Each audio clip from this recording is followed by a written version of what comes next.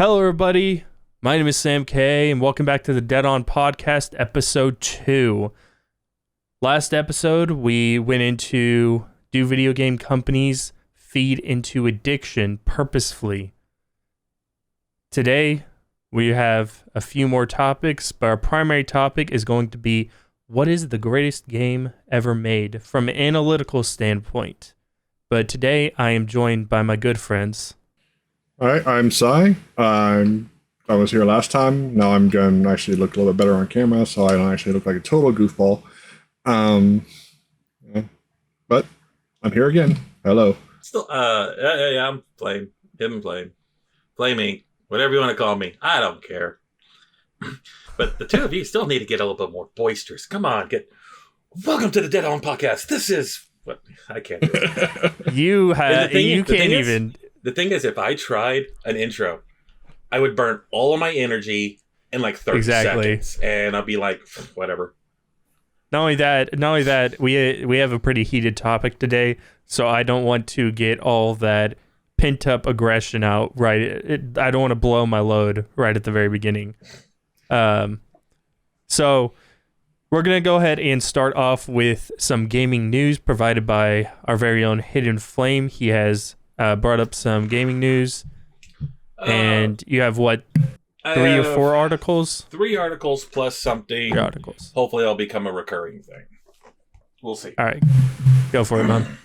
First one happened about a week ago. You guys know Elden Ring, greatest game apparently of the current generation. Mm-hmm. I say of the current generation, and nobody can dispute that because it's only been what, 7 months, 8 months? 2 years. When did the PS5 come out? 2020. Okay. So, the version on Steam has lost 90% of its concurrent player base. Nice. Let's see. Well, that makes sense. I mean, most people play that game out, have gotten through everything they need to get through. Okay, brief thing on this article from the exputer.com, spelled E-X-P-U-T-E-R. It's weird. Says Elden Ring took the world by storm when it released, and despite it being almost 3 months old, the hype surrounding it has not slowed down. Elden Ring may have been taken down a spot of the top-selling game on Steam, but the community shows no sign of inactivity. Speed runs, no-hit runs, or other runs of the like are a tradition surrounding from software games. From another tradition is players making custom builds. We all know the fact. Elden Ring is no exception. Let's skip all the fluff. Despite how good the game may be, time comes when it must hang over its cape. That's a weird way of saying it. Like it's some sort of superhero. While Elden Ring still going strong, having recently reached the milestone of 13 million copies of the game sold across the world, it is showing signs of declining interest from players, which can be seen from the statistics on the Steam's home front. It can be seen on the chart above. I don't really want to show it, because it's not my picture. Elden Ring has a steady decline of concurrent players. Soon after its launch, it reached an all-time peak of, dear God, 952,523 players on Steam. Almost 1 million. That's nothing to sneeze at. No. However, it has a steady decline ever since, with concurrent players, as of the time of writing, a week ago, at 91,345 players. Then it just goes into fluff. Thoughts on the greatest game of all of the current generation slowly dying? Well, greatest game in their opinion, anyway. Haven't played it. Haven't watched. Probably the same people that voted that. We'll get into that topic later. Yeah, we'll get into that later. Go ahead and move on to Article 2, their Flame. Article 2 is something people don't care too much about, but Norman Reedus suggests Death Stranding sequel is in development. Oh, hell yeah. Death Stranding 2 with Hideo Kojima. Is that how you pronounce his name? Hideo Kojima. Hideo. Yeah, Kojima and Norman Reedus I'm excited. Where Is Monster going to renew their contract with them this time? I'm trying to. The article's mainly fluff, but here's the Twitter thing that started it all out. So you got a book coming on. We've got the final season coming out. This is talking about Walking Dead. Yeah. What is the second one you're talking about? Are you filming Death Stranding, the video game? I'm not going to try to pronounce his first name anymore. Del Toro gave me my first movie, called me up and said, yes, there's a guy named Hideo Kojima. He's going to call you. Just say yes and go. What did this mean? Just say yes. Stop being such an asshole. Just say yes. Between Del Toro and Kojima. Or Norman. Blah, blah, blah. Then I was in San Diego, and Hideo came with a big group of people. He's from Tokyo. Showed me what he's working on, called Silent Hill. I was blown away. Oh, yeah. And I was like, yes, let's do this. It's so realistic. It's so futuristic. Blah, blah, blah, blah. Oh, God. Moment of silence for Silent Hills. Actually, this is kind of on topic. A couple of months ago, I think Kojima got Silent Hill IP back, and he's working on it. Okay. Silent Hills may be revived. Oh, anyway. After PT kind of fizzled out. Yeah. Redis goes on to comment that the mocap sessions took 2 to 3 years to finish. Woo! While this may seem like a daunting timescale for sequel development, the long production gives hope that many players wanted more beneficial gameplay in Death Stranding. Additionally, it is likely that assets will be updated instead of redeveloped from the original Death Stranding. Blah, blah, blah, blah, blah. Doesn't say when. It just says he mentioned it. That it was happening. I'm down. Sai? Thoughts on possible Death Stranding 2 in the near future? Well, near is a relative term. It's probably going to be 2025. Maybe. Yeah, I would say somewhere between 2025 and 2027. Okay. I'm going to read this next article verbatim because it is very, very interesting. The Pokemon Company announced a new feature for Ditto cards for the Pokemon trading card game as part of an upcoming Pokemon Go expansion series. The Pokemon Go set was revealed earlier this year in March, making it the first collaboration of the beloved mobile game and the trading card game. Set for the release Friday, July 1st, so about a month from now. The Go series marks the final set in the trading card Sword and Steel series. A week and a half. By the time this game is posted. On July 1st. I was thinking June 1st. Yeah. July 1st, by the time this is posted, it may actually already be passed. Oh, well. The new series will be available in booster format throughout Japan, but international players will have the ability to collect the new series through special collector sets and bundles. The new series, which goes by the name of Trading Card Game X Go, will feature several new cards specifically related to the mobile game, including Pokestops, commonly seen Pokemon in the wild, and trainer cards.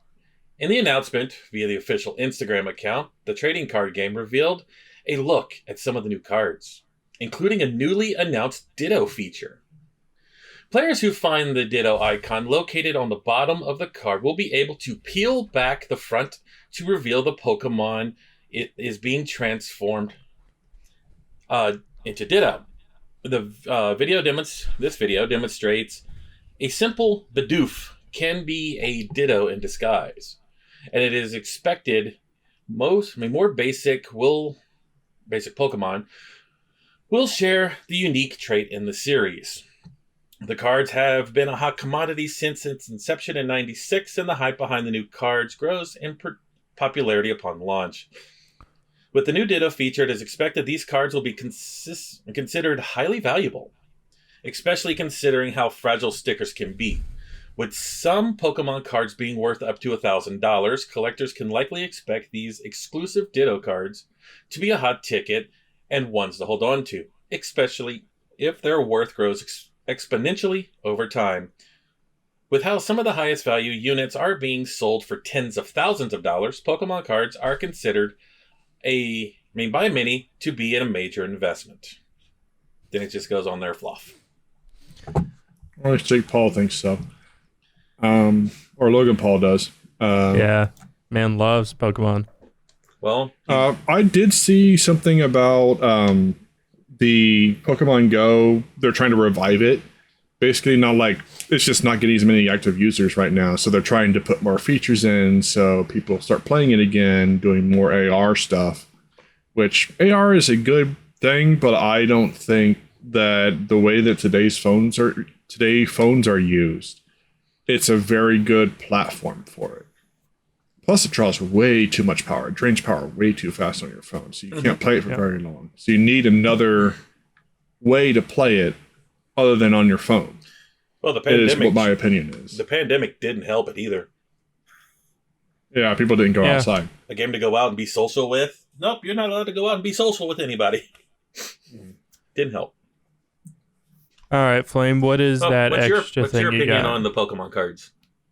Me? Yeah. I was never a Pokemon. I was a Yu-Gi-Oh kid. Well, if this happened with the Yu-Gi-Oh cards, how would you feel about it? I would not care because I am no longer a Yu-Gi-Oh player. Okay. Now, we're not exactly sure the official release date of this video, but I figured I'd bring up a quick list of video games coming out this month, next month, whatever it is. These are the June games.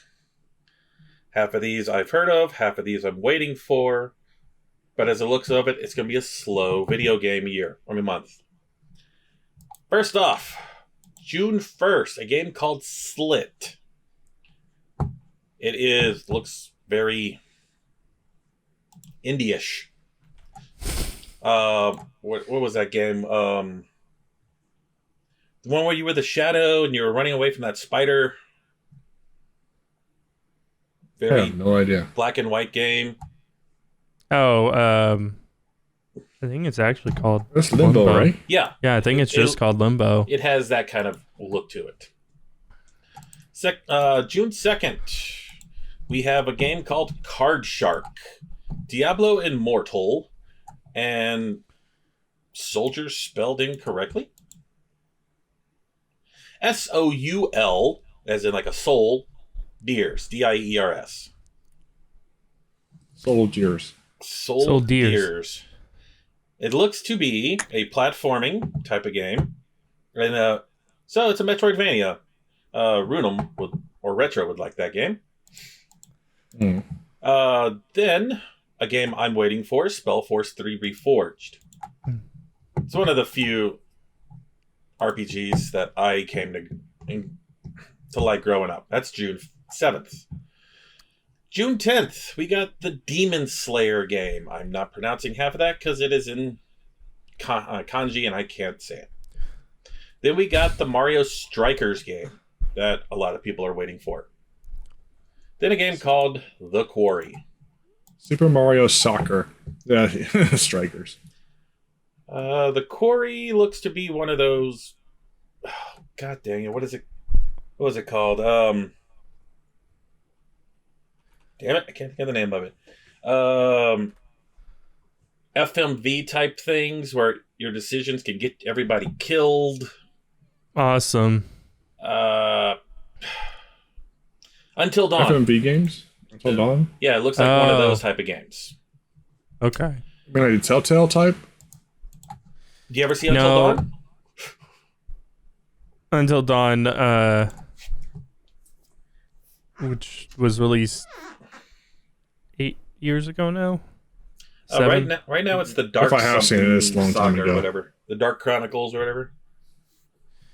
Yeah. Next game's called, for anyone who remembers Starship Troopers, you're getting a PC game called Terran Command. Can't find any information on it. Probably a RTS. Probably. June 21st is getting the Fall Guys Ultimate Knockout on PS5, Xbox, everything, and Switch. The entire Shadowrun trilogy. And a that's Switch right. game. There's something for you, Si. And it would be if I hadn't already beaten them. And what looks like a racing stock car crash type game called Wreckfest on the Switch. Or it's going to the Switch. Burnout's better. Just flat out say. June 23rd, we have a game called Deliver Us to the Moon. It's one of those new survival type games, but you're on the moon. You mean the ones that get pumped out every week? Yeah. Another game two games actually no, June 24th is pretty big. Sonic Origins. You guys heard about this one, right? Yeah, I did. Remaster of all the Sonic games. Or at least 1, 2, and 3 Knuckles, I think. What was Sonic Mania then? That was a homage. I can't pronounce it. Homogenized version? An homage? Fan-made type thing. Oh. Then there is the Capcom Fighting Collection. Capcom SNK, Capcom Marvel type things. Then the big one, Fire Emblem Warriors 3 Hopes. Which like how you said that's the big one, but Fire Emblem isn't. That is the biggest one of the month. Yeah, the Fire Emblem is not known that much outside of Japan, though. It's a big Nintendo title as far as like their strategy RPGs go. 3 Houses made it big. It changed what the game was, and apparently it's their best-selling Fire Emblem game right now. Yeah, it was the first one to actually get traction here in the West, but still, it's not a household Nintendo name in the West. I remember whenever the first Super Smash Brothers came out, and they had Marth, and everybody was like, "Who the hell is Marth?" That was Earthbound 1, wasn't it? No, that's or that's, Mother, whatever. That is Nat something. Kid with the backpack that looks a little bit like Ash. Disgaea 6 is on June 28th. So. I'm getting to it. Yeah. June 24th, another small one for you horror fans called Madison. Apparently has something to do with cameras and demon summoning. The opposite of Fatal Frame? I don't know. I don't see anything on it without going deep into it. As I just said, Disgaea 6 Complete is June 28th. With DNF Duel, Escape Academy, Phobia St. Diffina Hotel, and the MX ATV Legends games. The DNF Duel, though, it seems interesting. It's a fighting game. But I like me a good fighting game. I like fighting games, but I don't do fighting games beyond like Streets of Rage because anytime you do online play, you just get killed in 3 hits and you just have to give up. Or you kick so much ass they leave. That's not my case most of the time. I just get my ass kicked. So Escape Academy is a escape room simulator. Something I want to do one day as an escape room. Okay. That'd be nice. I've done a few in VR. Phobia is a survival horror mystery game. And if you don't know what the ATV MX Legends game is, it's not for you. And then the final one, June 30th, something called Outriders World Slayer. I'm guessing it's a DLC for Outriders. Yeah. And that picture looks cool. Let me see if I can show you guys. The game was kind of... I got it at launch. Outriders. That's a cool picture. It's kind of... I mean, you only get like 3-4 classes to start. And the way that the meta went is you were one class or you weren't playing. Because it was so overpowered compared to the rest of the classes. Oh, so it was, if you're not this class, you're not going to be grouped up with anybody because they'll kick you out immediately. So it's a flavor of the month game. Got it. Yeah. Unless they rebalance stuff considerably. And that's all there is of what's coming out this month, whatever, in June. There may be more, there may be less, but thousands of games come out every day. Yeah, no kidding, especially with the indie game scene. But let's go ahead and pivot from that to our first topic of today, which I kind of teased in the last video, which is Nvidia. I wanted to talk about Nvidia. I have a lot of passionate things to say, both positive and negative about Nvidia, and kind of wanted to see you guys' take since you aren't as ingrained in the world of technology as I am. Flame especially so. You care very little, as you expressed last time. I am a software, not a hardware person. So this will probably be the two of you. But since I'm so ingrained in the world of technology, I have a lot of opinions on Nvidia. So Nvidia is currently setting up to make their 40 series graphics cards. It was announced the other day that the 4080 is supposed to be twice as powerful as the 3080. So it's supposed to pull 1,000 watts just by itself? No, it is supposed to it's supposed to be twice as good, basically. Which I have high doubts about because the last couple of generations have been between a 30 to 50% uptick in performance from the last generation. The 1,000 series is still good. Yeah, but the thing I have a lot of passionate opinions about is Nvidia's hold on the market. So if you rewind, we talked about AMD versus Intel and how competition is good for the market, and how the consumer benefits at the end of the day from having two companies essentially always at each other's throats. Because not only are we getting more products, we are also getting better prices. And Nvidia does not have a lot of it at the high end.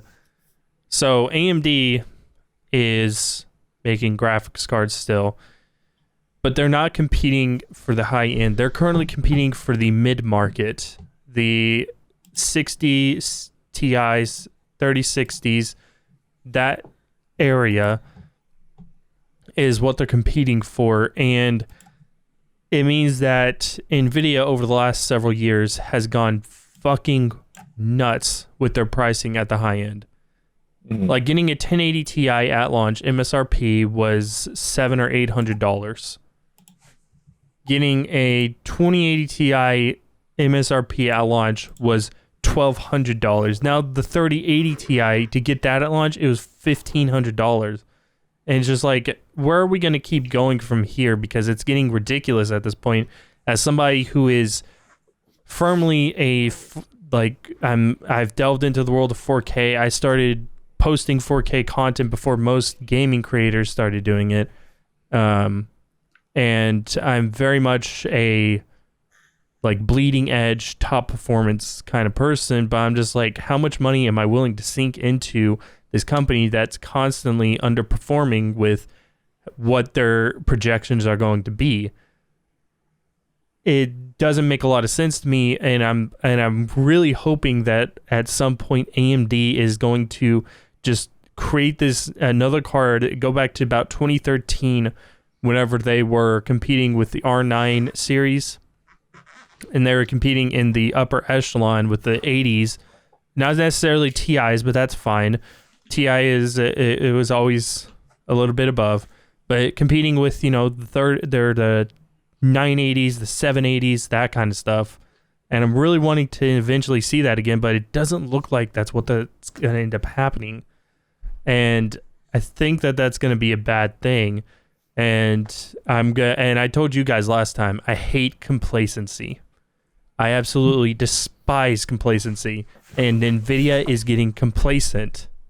It's only because AMD hasn't put out a good graphics card in the last decade. Yeah. Well, I wouldn't say. I mean, they've been lagging behind for sure. Well, but they have the Vega series which is the current iteration of the top tier, that they produce. Is the Vega Vegas. is actually dead. They have the XT now, the XT XT series. Yeah. I was like, I know it used to be Vega. That was fairly recent.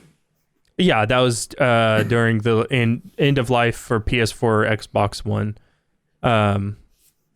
It was like in the last 3 years of the end of life for them. But AMD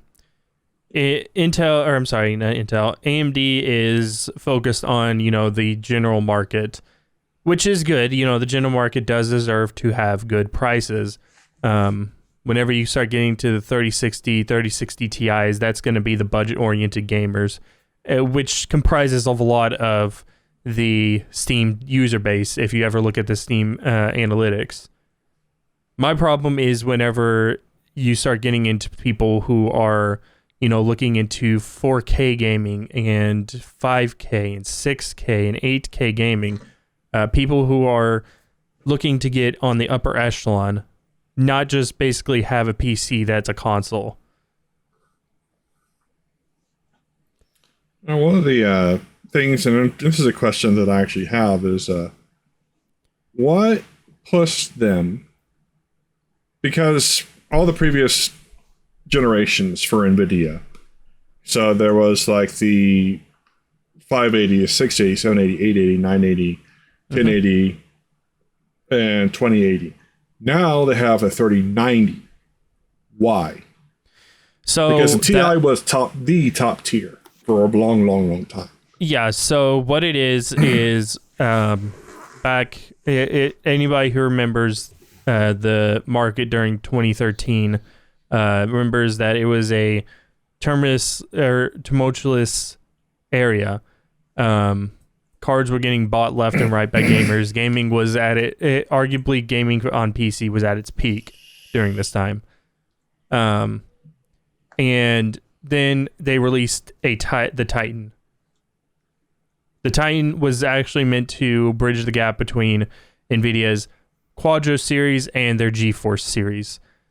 And from there, people started buying the Titan specifically for gaming to squeeze out a little bit more performance. After the RTX Titan, or Titan RTX, I hate that fucking name, by the way. It should be RTX Titan. Each his own. Well, it's the other cards are RTX 2080 Ti, RTX 2070. It's like, why the fuck is it Titan RTX? But whatever. Isn't the Titan one of their brands? No, the Titan is a series of graphics cards. But so what they ended up doing, instead of continuing the Titan legacy, is they opted to start releasing stuff under the GeForce brand because people were buying Titans in order to game, as the 3090, the 3090 Ti. If you notice, the amount of VRAM inside of the 3090 and 3090 Ti is significantly more than the 3080 Ti. So the 3080 Ti is still meant to be the top tier for gaming. The 3090, 3090 Ti are meant to bridge the gap between the Quadro and the GeForce series. It's just that they've been adopted into the GeForce series simply because gamers have been purchasing them and they're more familiar with the GeForce experience. And it also allows, Nvidia to use the exact same drivers. It allows them to use GeForce drivers instead of having to develop either specialized drivers or give the Titan Quadro drivers. So it really is just a simplification of that. So basically, I always tell people whenever they're talking about getting a 3090 Ti, I'm like, get a 3080 Ti if you're planning on gaming. Yeah, there won't be that much of a difference, and it's not going to be a huge performance difference, no. And even nowadays, unless you're playing in 4K, you won't notice any difference. Yeah, you're not gonna, unless you have like a super high refresh rate 360 hertz monitor. You're not gonna notice a lot of difference. Most people still play in 60 FPS, or on 60 hertz monitors, I should say. So if you're not playing in 4K, you're not playing in a super high refresh rate, you're not going to notice a huge difference in performance. You're going to notice a huge difference in visual clarity, of course. But that's different than, performance. And a lot of gamers are still on 1080p. That's why I said that, I think that's why AMD maybe is attacking the mid-market. But I wish that they would do a little bit more on the top end. Now, Flame actually sent me this article, which I had actually heard about. It's, I think, one of the stupidest things that Nvidia has also done. So Nvidia is bringing back their 30 series. For those that don't know, way back, Nvidia had more tiers to their graphics cards. Their lowest end was the 30s. It was a card that was actually meant to be put inside of office computers so that they could run multiple displays. It was the entire point of it. From there, you went to the 50, which was meant for like really light gaming. 50 Ti meant for slightly heavier gaming, and then the 60 and 60 Ti, which, that's whenever you start getting into real gaming, basically. So earlier this week, Nvidia announced that they were bringing the 6030 to the market. And I'm just like, my entire thing was, I was just like, I don't really give a shit about this. I'm just like, what? Why is Nvidia deciding to bring this back right now? Whenever we're having a mass chip shortage, why the fuck do we need this shitty little video card that you probably wouldn't even be able to boot like World of Warcraft on it? Maybe it's not for gamers. Then who would it be for? Businesses who need small thing or small graphics. You don't need to do that because Intel CPUs have integrated graphics. I'm playing devil's advocate. Focus. I don't know. Yeah, Intel CPUs have integrated graphics that have managed to progress enough to be able to run multiple displays. Well, heck, the 560G that we were talking about last week for AMD has integrated graphics. Actually, it probably is more powerful than that 1630 it's going to be for integrated. I don't know what the reasoning behind this is. I can't seem to put my finger on it, other than maybe they're wanting to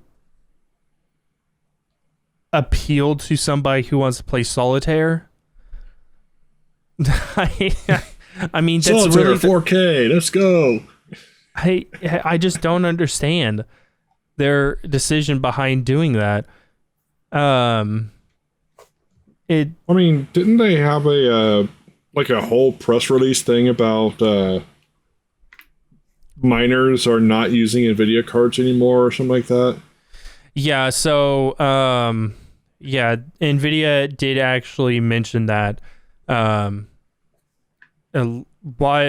think 2 or 3 weeks ago, Nvidia had noticed that their cards were starting to basically the amount of stock that they had started going up, and they estimated that because miners were starting to go back to ASICs rather than GPU bound like Ethereum, and I think Litecoin also uses the GPU. They were going back to ASICs, and so we're not going to see as much of that anymore. We're just going to have to deal with scalpers because we are still in a chip shortage. But we should see GPU prices start coming back down. They were as of last week. Well, yeah, I've noticed that. I've noticed that GPU prices have come back down. I saw a 3090 Ti for like, I think $50 above MSRP on eBay, and I was just like, okay. I was like, that's good. Because I'm firmly in the camp that GPUs are for the gamers. They're not for these assholes that are running them hot and abusing them. But good old Nvidia, they have to constantly do what goes against the grain. And I'm not sure if either of you have seen this. They released another card specifically meant for mining. But then they say that their 30 series it's unbreakable code. It can't be. A week later, it's broken. It can't be used for mining. Yep. Yes, it can. Yeah, the 30 series. If it can be coded, if it can be coded, it can be cracked. Basically, the 30 series was meant to have this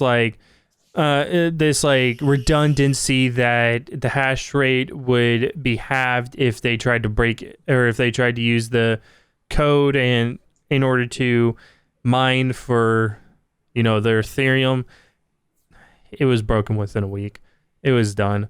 But on this subject of the 1630, I'm looking at this article. It's supposed to be a replacement for the 1050 Ti, which I'm just like, the 1660 Super was really the supplement for the 1050 Ti.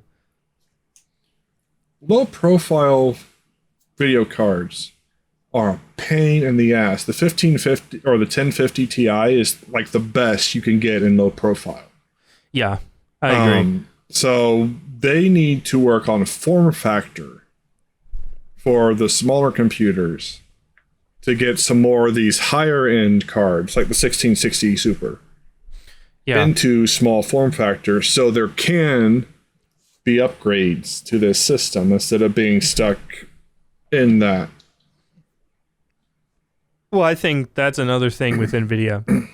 Have y'all noticed that the size of graphics cards has quadrupled in the last 5 years? It's 90% fan. Whenever I bought my 980 Ti, it was, a single slot graphics card. Really nice. It was, it was a big bulky boy, but for the time. But, I was like, okay, this makes sense. It's a high-end card. So, it needs this big, shroud on it to dissipate heat. It had all these heat pipes that went down into it. Whatever. I bought my 1080 Ti, kind of the same deal. The 1080 Ti was a single slot graphics card. It was a really good, I would say that was the sweet point for how big graphics cards should have been. Whenever I got my 2080 Ti and noticed that it was a dual slot graphics card, I'm like, this is literally twice the size. I got my 3080 Ti and my 3090 for my editing rig. And the 3080 Ti is a 2.5 slot. The 3090 is a 3 slot graphics card. I'm like, what the fuck is going on? Why do they keep making this bigger? I get that the heat and performance is necessary, but the thing is that if you need to, the way to constitute heat performance, which is what we're dealing with in the CPU industry, is taking the die and shrinking it down. That's how you dissipate. That's how you deal with heat. And for whatever reason, it doesn't look like they're taking the die and shrinking it.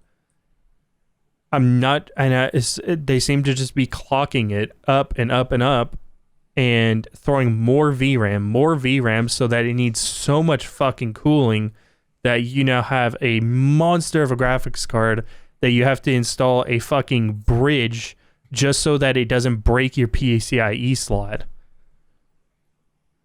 I'm just like, what the fuck is going on? This is another thing that I think AMD needs to come in with. Shrink that fucking die, AMD. Take this die and shrink it down. And throw out a fucking mega Chad graphics card that's going to compete with what's currently the most popular graphics card, the 70 series graphics cards, 3070, 2070, and be like, yeah, we shrink the die. You don't have to take up, multiple PCIe slots in order just to plug in your graphics card. Mm-hmm. I'm real frustrated. Yeah, not only that, it's the as these cards keep getting bigger and bigger and bigger, the motherboard manufacturers are going to have to compensate to make room for them. Yeah. And case manufacturers are going to have to compensate to make room for them. Mm-hmm. And there are ways. I mean, there's like, I've played PC building simulator. There are some cases, I just bumped my mic, that where you can have a standoff on the side, but most of those are 2-slot. Now the 2.5, 3-slot, I don't think is going to work in that case for like 3090. But a 3080, 3070 probably would work in that type of situation. Orientation. Well, even the 3070 is like a 1.5 slot graphics card. That's what's even crazier. Like what's considered the 2070 gamer is a 2-slot. Well, it takes two slots in the back anyway.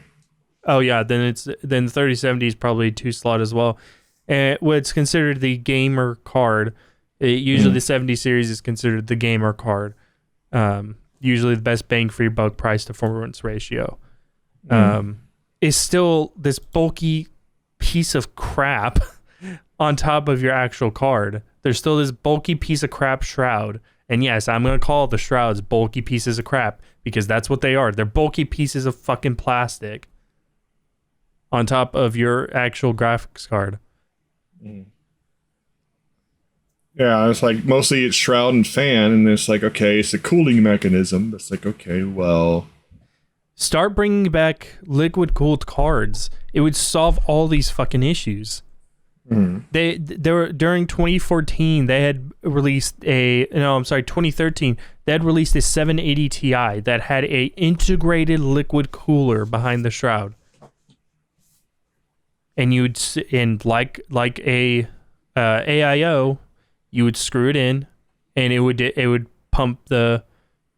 Technically, it's not actually water that's inside AIOs. It's a form of heat dissipation liquid with antifreeze inside of it. But it would pump that through and keep it nice and cool. I'm just like, why the fuck aren't we going back to that? Is it because it's going to cost more? Probably. But would you rather have it cost, I don't know, $100 more? Or would you rather have it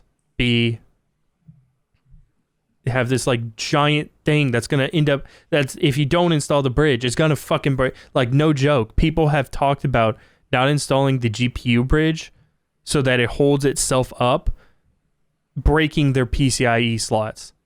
Because over time, the amount of weight just slowly sags and eventually breaks it. I'm just like, I'd rather have the $100, even though I complained about the pricing, but that's because I think they're milking people. But if I got $100 just for a freaking better cooling solution, a smaller cooling solution, I think it'd be worth it. Well, I've seen so guys, it's like we know that a lot of this stuff is coming back to market, especially secondhand because of the scalpers and such like that. Not so much the scalpers, but the miners are getting rid of their stock. Yeah. So you'll see a lot of eBay, a lot of stuff like that. I know Linus has given his opinion that if you are capable of fixing it, which in most cases, it's if you're capable of applying thermal paste to it, which is most of the time what the issue is. And sometimes having to reball thermal pads. Well, you might also have to reball the memory chips back on. Yeah. Like if you're capable of fixing them, then go for the eBay.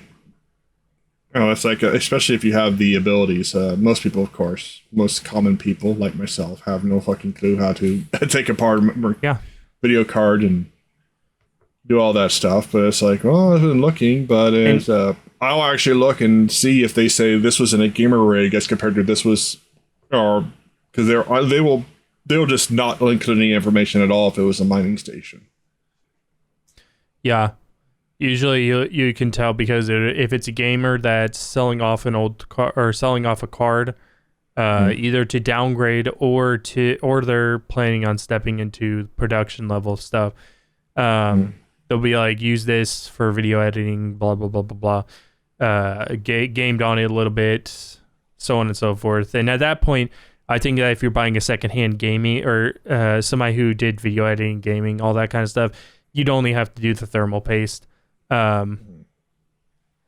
which you should do anyway, because thermal paste, it dries up over time. But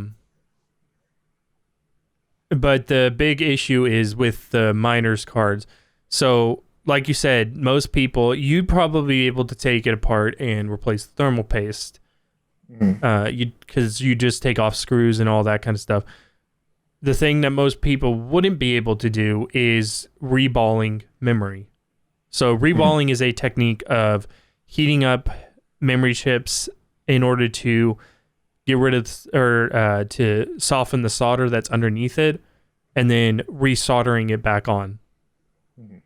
Basically, because the literally tiny little balls of solder underneath, and to solder them back on, it is a quite painful process. It's not like replacing a capacitor or something like that. It takes time. You have to understand how to make sure that the traces are all lined up. And you may even, if you have a bad enough miner card, you may even have to repair a trace. And most people aren't going to know how to do that. I mean, I know how to do that because I've done a lot of soldering. I have, for those in stream, I actually have an Xbox original right behind my head that these guys can see. And basically what I've had to do to this in order to keep it working is a lot. Yeah, well, I mean, I can understand anything from like the first gen CD stuff, like the Xboxes, PlayStation 1s, original PlayStation 1s, not the PS ones, which are the smaller ones that they released later. Yeah. But the thing is that whenever you have this old hardware, you have to maintain it, keep up with it, do all that kind of stuff. And that's where you learn a lot of that stuff. You shouldn't have to do that on a brand new graphics card, brand new everything. And that's the problem. These GPU miners, they run these things so hot and so hard that those soldering balls naturally get soft and naturally start moving off. That's how hot they run them. Like, you have to have several hundred degrees in order to make those soldering balls soft. Now, mind you, it's lower. It's a low for metal. It is one of the lowest temperatures that you can do to melt metal, because it's like aluminum and some sort of alloy. And so for that, in that case, but you got to think this is still a temperature that can literally put a 2nd degree burn on your skin. Yeah,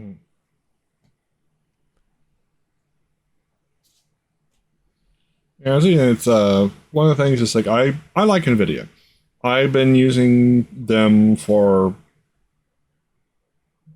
probably 15 years. I did have a Radeon card at one point. I can't remember what it was. We all had a flirtatious moment with Radeon cards. Well, I had a friend who actually recommended it on one of my builds, so I'm like, eh. I ended up getting over to Nvidia. It's like I had a 2060 and 2 different computers. I had, or not 2060, I had a 960 and 2 different computers. I have a 2070 in this one. I see no reason to upgrade to a 30,000 series.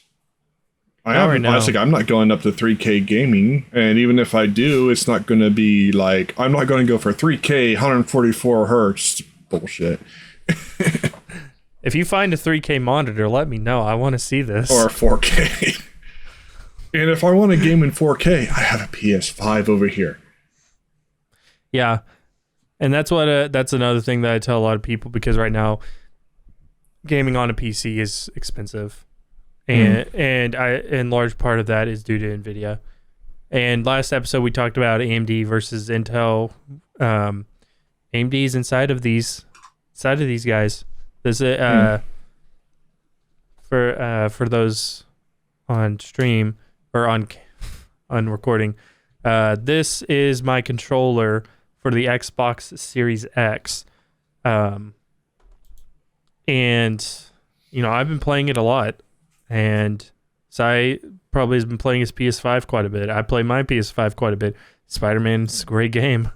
And I get back into Persona 5. Yeah. I tell people right now that because it's a large part because of Nvidia and a large part because of the scalpers, PC gaming is not a feasible thing at the moment unless you have money. And it's another place where I think Nvidia could really help. Like, they're always about wanting to get people into PC gaming. You go on their Twitter, that's what they're about. They're like, yeah, we want people to get into the PC gaming industry. It's like, yeah, I want people to get into the PC gaming industry. Why don't you fucking stop gouging your prices? Asshats. Fucking even the mid-tier cards that I was talking about have increased in price $100, $200 since 2015. I'm just like, come on, guys. I think I have 1660S in my machine over here. Your little good. Your little emulation machine. Yeah. Yes, I was gonna say there's gonna come to a point where there's nothing we can do to upgrade. I think a few years ago, Matt Pat over at the Game Theorist did a video. How far can we take technology before we have to start changing the human body? And I think we've hit that point because studies have shown we can only see at 7K.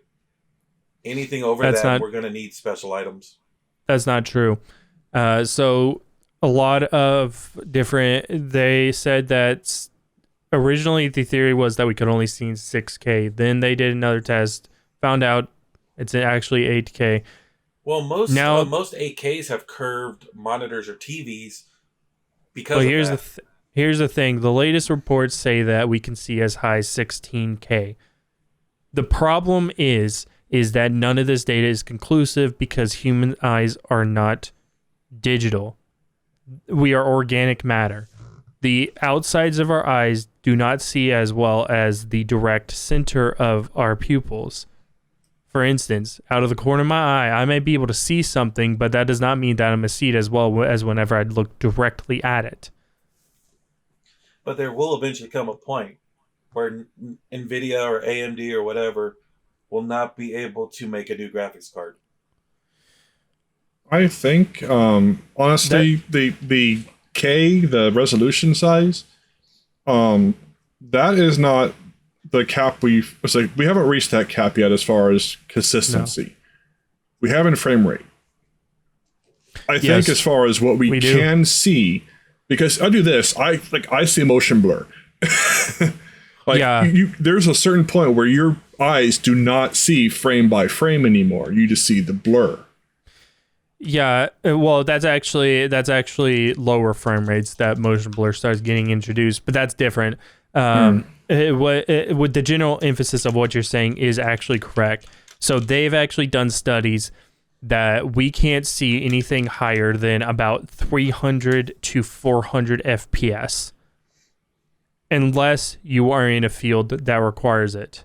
For instance, if you were a, pilot in the U.S. Army, you would be able to see much higher frame rates because you have to be able to, like that, see something.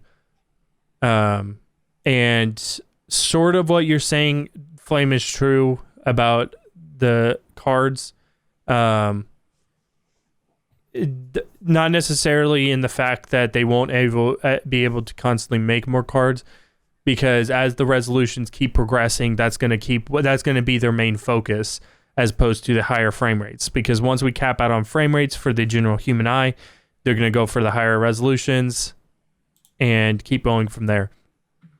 Not only that, they're hopefully eventually going to end up aiming for power efficiency after we hit both caps. So after we hit both caps that the human organic matter that we are have hit, 300 to 400 FPS, 16K, at least in the direct center of our eyes. I think after that we're several years off from that, by the way. I just want to iterate that. We're at least 10 to 20 years off that. Not necessarily the frame rate. People's eyes are stupid, and we can't see very fast. Even animals' eyes can see in technically have quicker reaction times than humans are. We're really a detriment to ourselves in that regard. But Nvidia, I think, hopefully, once we hit both those caps, we'll start aiming for power efficiency. Maybe start shrinking that fucking die down. And that'll be the new card. Like, oh, this is going to be, this one is more efficient than this one. We've seen the rise of, organic means for power. They're going to eventually have something for that.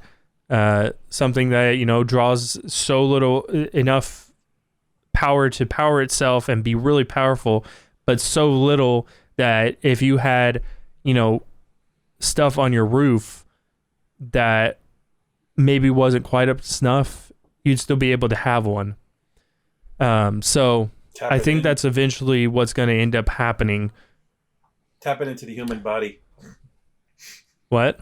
Actually, bioelectric is a suitable power source if they can figure out how to use it. So our next topic is a spicy one. Unpopular opinions that we have on popular, well-liked, or critically acclaimed video games. Now, I will say mine for less because I'm looking for something. So what this means is not necessarily that a game can be popular and be a piece of shit. That's very evident. Well-liked games, same deal. I think whenever we start getting into critically acclaimed, it becomes a little bit more tense, because whenever you start looking at critically acclaimed games, unlike critically acclaimed movies, some critically acclaimed movies, I swear that they literally found like some shit, and it's like that painting of like just a bunch of shit just painted on it, and they're like, it's so deep. That kind of bullshit. Critically acclaimed video games generally are included by the public. There are a few notable examples that are not, but they're generally well liked by the public as well. And we all have some really unpopular opinions about some very, very well liked games, by the masses, by the critics, by the fans. And I'm going to go ahead and just say mine. Shadow of the Colossus. Never played it. I have no idea how that game is so fucking well liked. I played it, and I played the PS4 version specifically, which is actually usually considered the best version of the game. And I was like, this overworld is empty. I'm bored. The controls suck. And I'm not interested in the story. I don't understand what I think that the game is. A mediocre open world, big boss, like every fight is a boss fight kind of thing with bad controls, but people suck this game's dick so fucking hard, and I don't get why. I think it was because in the PS2 era it was actually good for that level of graphics and stuff like that. As far as gameplay and stuff was okay for, or decent for, the PS2 era. PS4 era, even the PS3 era, it's not considered good anymore. Well, There is a lot higher expectations now. Comparison. I was an Xbox kid.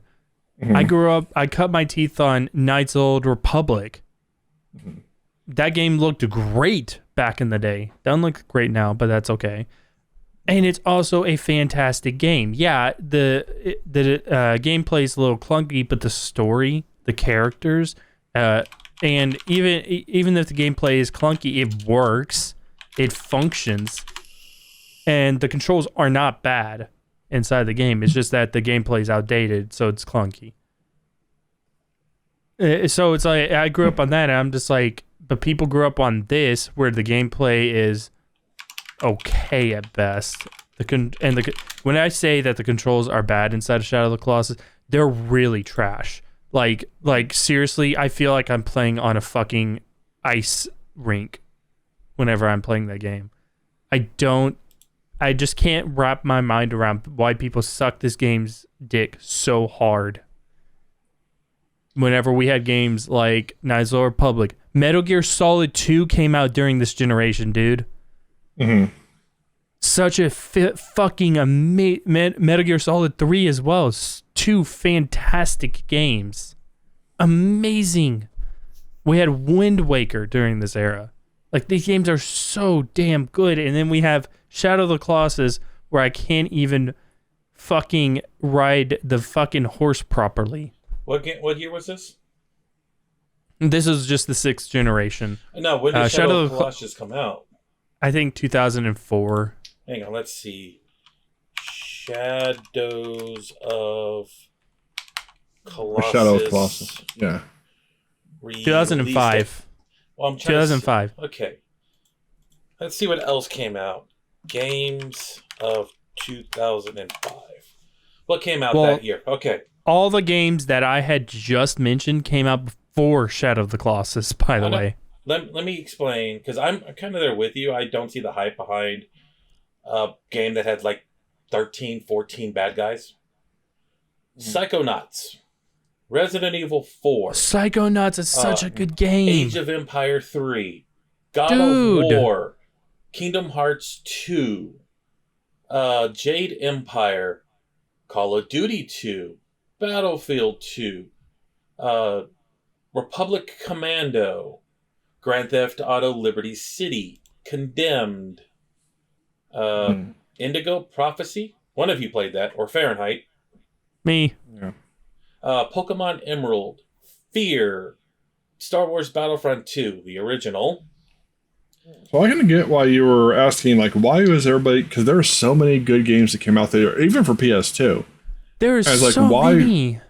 Why would there be people that like that? Unless it's just Quake you go 4. from boss battle to boss battle to boss battle with nothing in between. But and it's like, you have God of War for that. You have God of War for taking down big baddies and then fighting things in between. Here's the thing. When they say there's not, if it was literally like a levels, like a linear level game where it's just all boss battles, that'd be one thing. There is literally nothing between each boss battle. You go 30 minutes between each boss battle because you have to travel there. And I agree with you. God of War, I fucking love God of War. I love the originals and I love the new games. So fucking good. Hack and slash. I think it's hack and slash's peak. Mm-hmm. Dude, I can't wrap my head around why all of this hype surrounded this one game. IGN gave it a 9.7 out of 10. I get nostalgia glasses from the... But even then, like you said, like we've said, there are so many other good games that were released in that time period. Even that same year. So many. Yeah.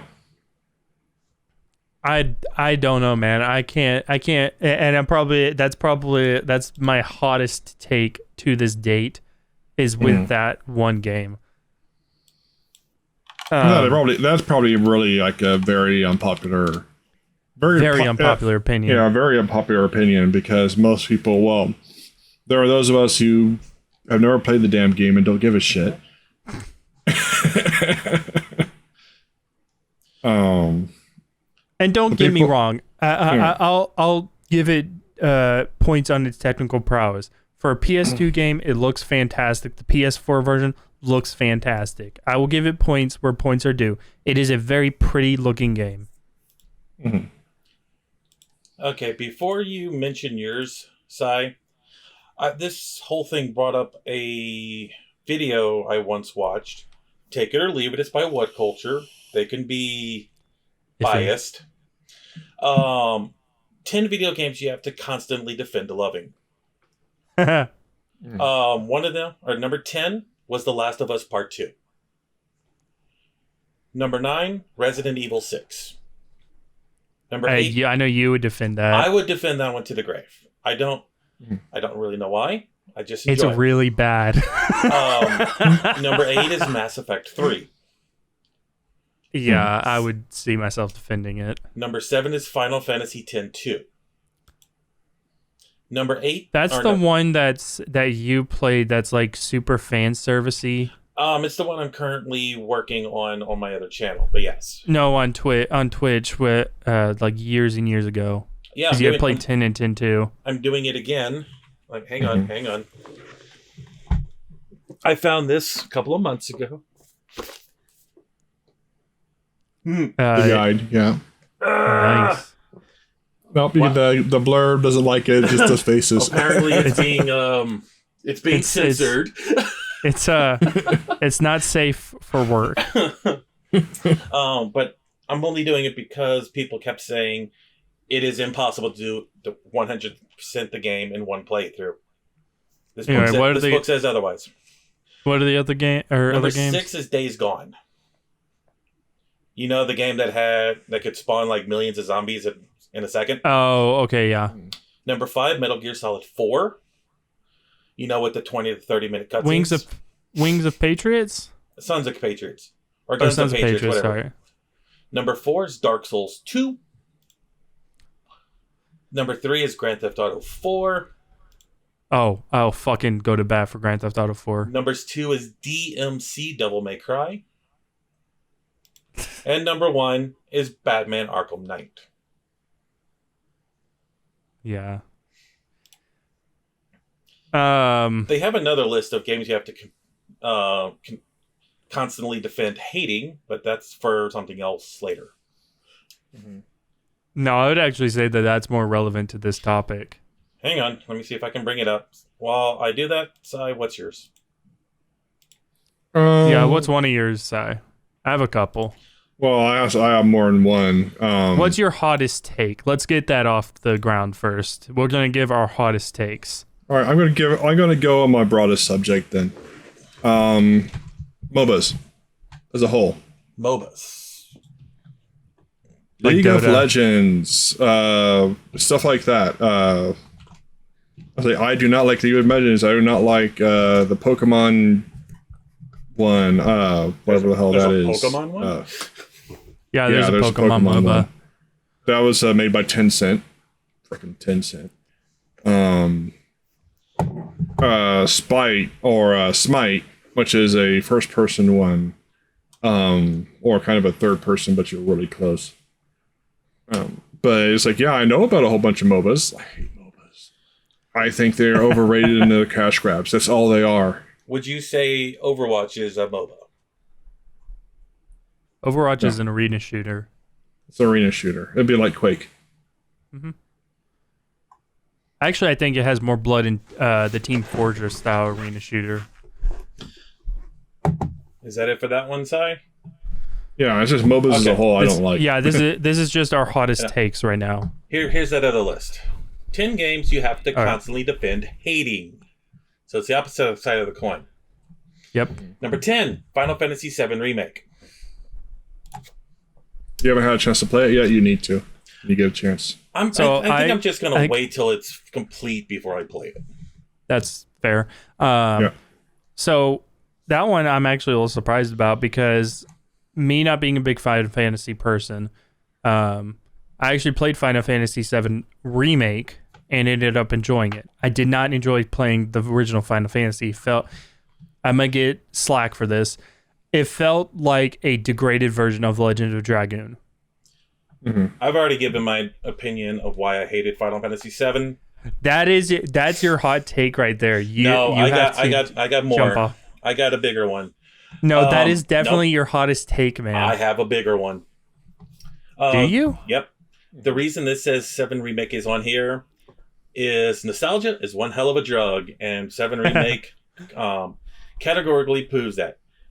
That isn't to say it is not technologically compelling package, but it also, in many respects, exactly the worst thing people expected from a contemporary mega budget remake of a hallowed classic. For one, it's aggressively bloated, experience packed with repetitive copy-paste dungeons, causing the main story to clock in at a solid 10 hours long than it really needs to be. Side missions are tedious, graphics are surprisingly mixed bag, those skyboxes really, and the overall smacks of a game desperately trying to justify the dubious necessity for at least 2 sequels. Call 7 Remake a product of the AAA's game dev increasing tendency towards bloat-filled gameplay, all in the quest for greater player engagement, and you'll catch a fleet of side-eyed or worse from fans. Number 9, any From Software game. Yes, I'm in that thing. We're all in that camp. Number 8, Metal Gear Solid 2: Sons of Liberty. Really? Number 7, Uncharted 4: A Thief's End. I can see the hate for Uncharted 4. It is a lot different than the original 3. Number 6, Goldeneye 007. The original? Yep. 64 version? Yep. It has aged really badly, honestly. Number 5, Legend of Zelda Breath of the Wild. That is a hot take. Again, this is what culture? That is a huge hot take right there, dude. Number 4, Gran Turismo. I don't like Gran Turismo. The only thing I can say about them is that they're beautiful games. Oh yeah, God. Other than that. fucking gorgeous. But they're just racing games, in my opinion. Number 3, Kingdom Hearts. Man, they're really poking the bear with this list. Number 2, Red Dead Redemption 2. And the number 1 game you have to constantly defend hating, Horizon Zero Dawn. I can see why people don't like Horizon Zero Dawn. I'd actually be able to understand that one. My hot take is Chrono Trigger. Your hottest take? My hottest take is Chrono Trigger. What about it? It's very convoluted. Its story is bland. The characters are forgetful. You can go through the entire game without really doing much. You go to the past, go to the future, in the game. If you want to get the best game, or the best part of it, you have to ignore going to the future. You have to do hundreds of hours. You just can't. You can end the game if you feel brave enough, but it forces too much on you to get the ending. Would that? I'm not sure that would be considered your hottest take, though, considering most people don't know what Chrono Trigger is. It is one of the most beloved SNES games and considered the greatest RPG of the console.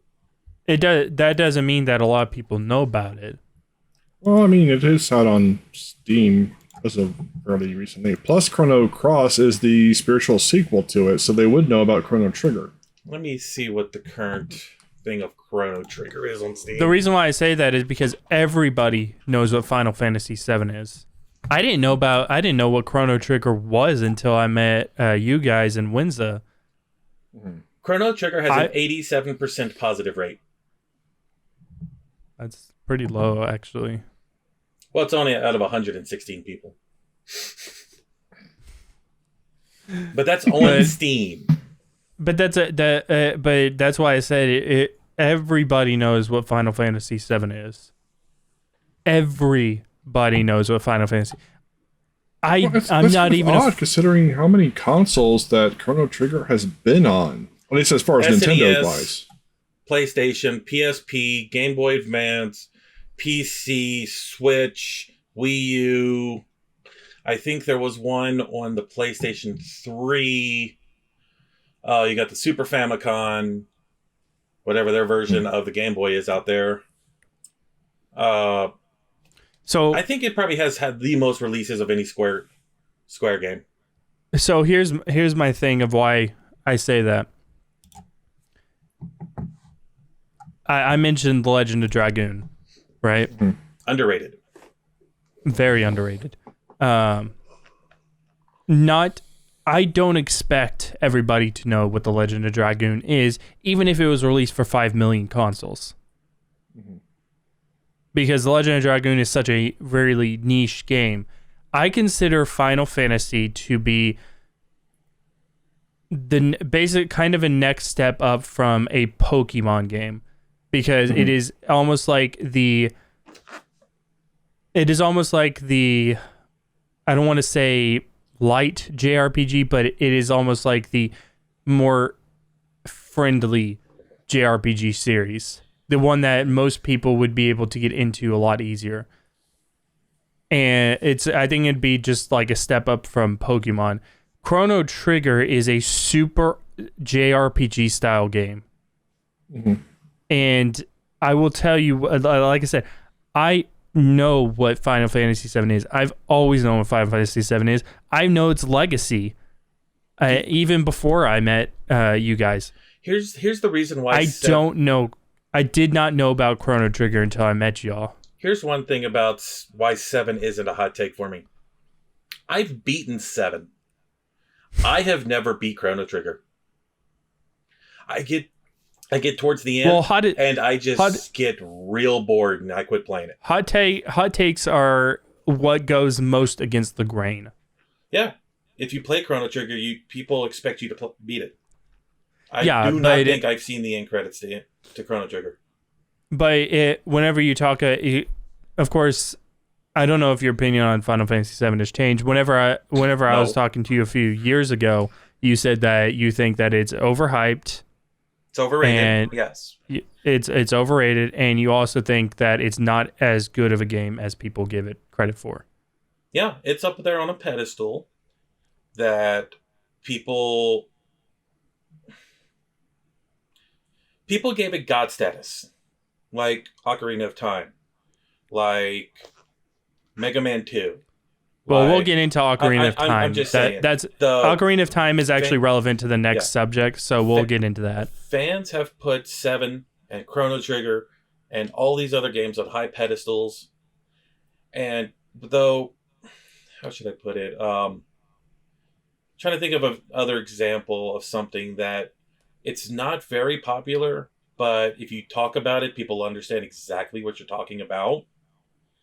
It's a certain movie I can't remember recently that you've never heard of it, but if you mention, it's like, hey, have you seen this?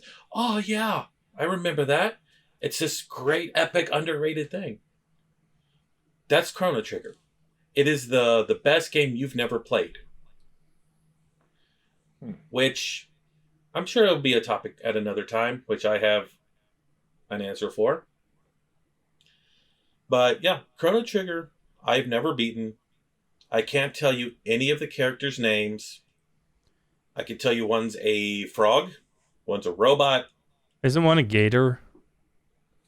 Like an alligator or something? No. I know one's a frog. I know one's a robot. One's a princess, I think. One's an engineer. One's a warrior. One's a cave girl. Yeah, it's like that's these characters look like Dragon Ball characters. Probably because they are. Well, it's the art for Chrono Trigger was made by the same person who did Dragon Ball, and technically the same person that made his favorite, one of his favorite series, Dragon Warrior, which is actually Dragon Quest in the Japanese side. But it's Dragon Quest all over the world now. Okay, but it's Dragon Warrior. As far as you're concerned, you want it to be Dragon Warrior, and you don't give a shit. Because Dragon Warrior sounds cooler than Dragon Quest. But yeah, Akira Toriyama. Why are you laughing so much? Akira Toriyama, the guy who made Dragon Ball Z, he made the art for Dragon Quest. He made the art for Chrono Trigger. I don't think he made the art for Chrono Cross though.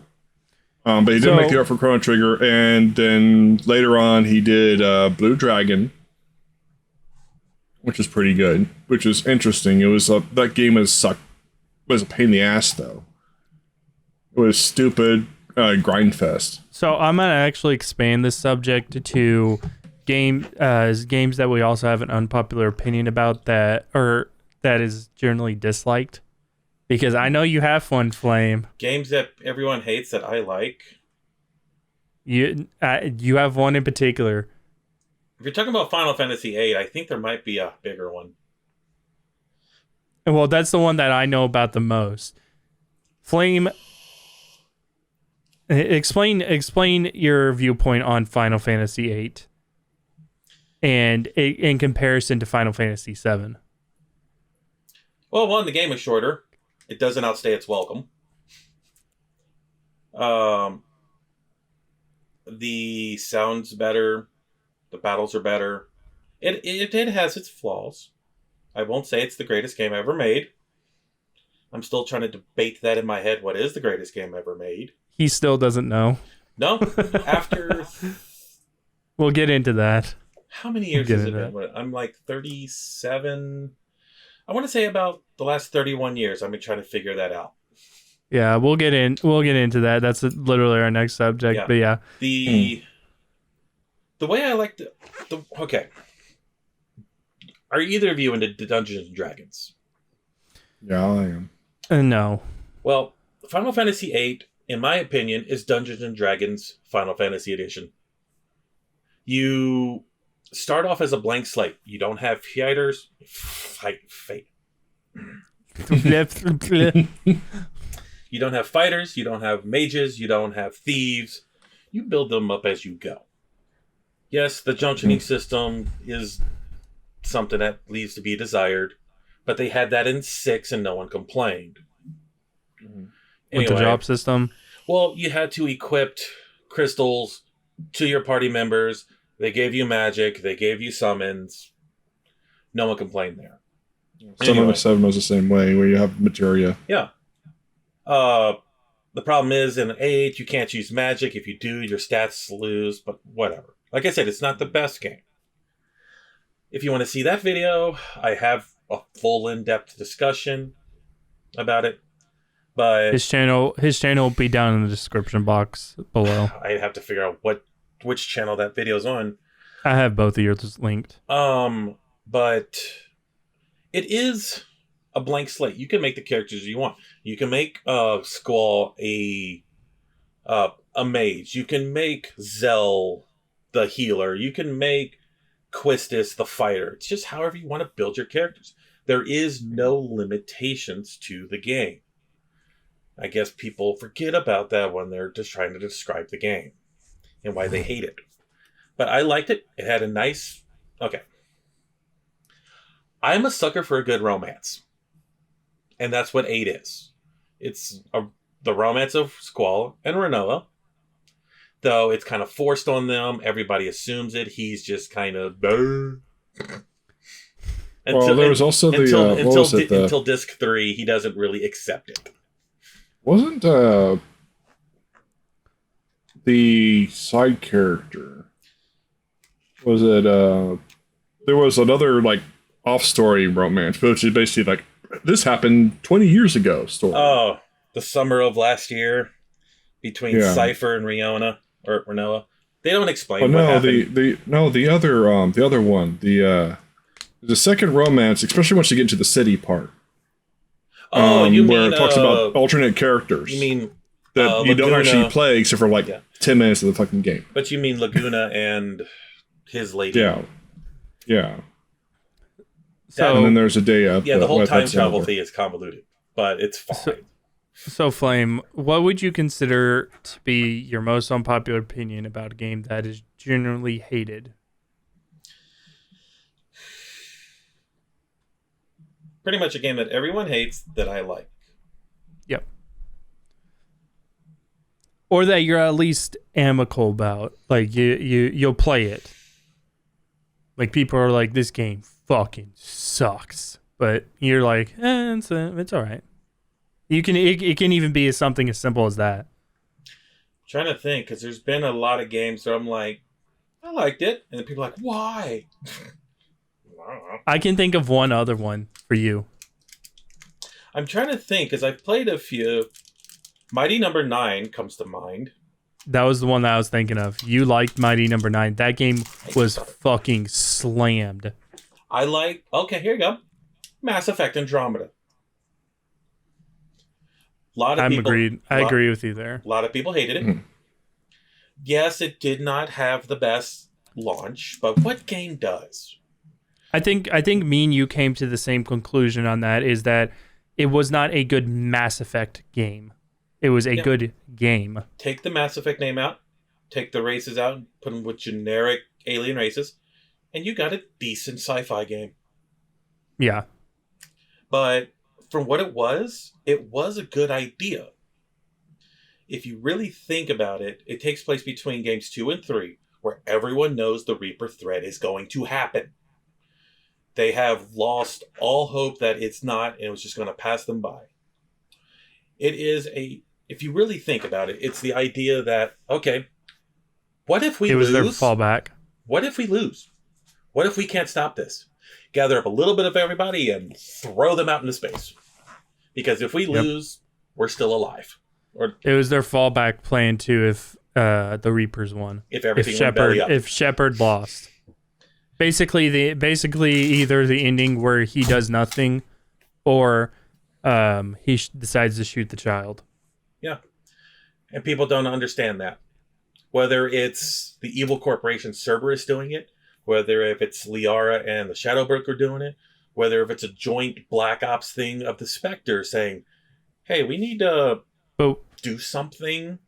But one other this. thing, and one other thing that I ran into that I think was grossly misinterpreted is that they think that it's rewriting the history of the game, because technically the canon ending of the game is the Destroy ending where we see Shepard take a breath. They think that's rewriting the history of that. It's not. What you're playing is the backup, is what was going to be the backup plan, the Andromeda Initiative. Mm-hmm. If Shepard failed.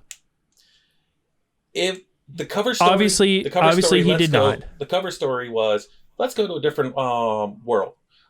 Things are calmed down now. Cerberus has been defeated. The collectors are gone. We're going to ignore the Reaper threat. Hey, what's that over there? Let's send 500,000 people from each race and go see. It's a one-way trip. You're not coming back. But underneath was like, yeah, if this goes belly up, we're fucked. Yeah. And Sai over there actually memed on Andromeda. Mm-hmm. And if so, hang on. So there's a noticeable thing with the faces inside of Andromeda that was really memed, particularly with a character called Addison. I never saw the issue. It was that whenever she talked, none of the rest of her face would move, basically. I guess I wasn't paying attention. And she also did have googly eyes until they fixed it.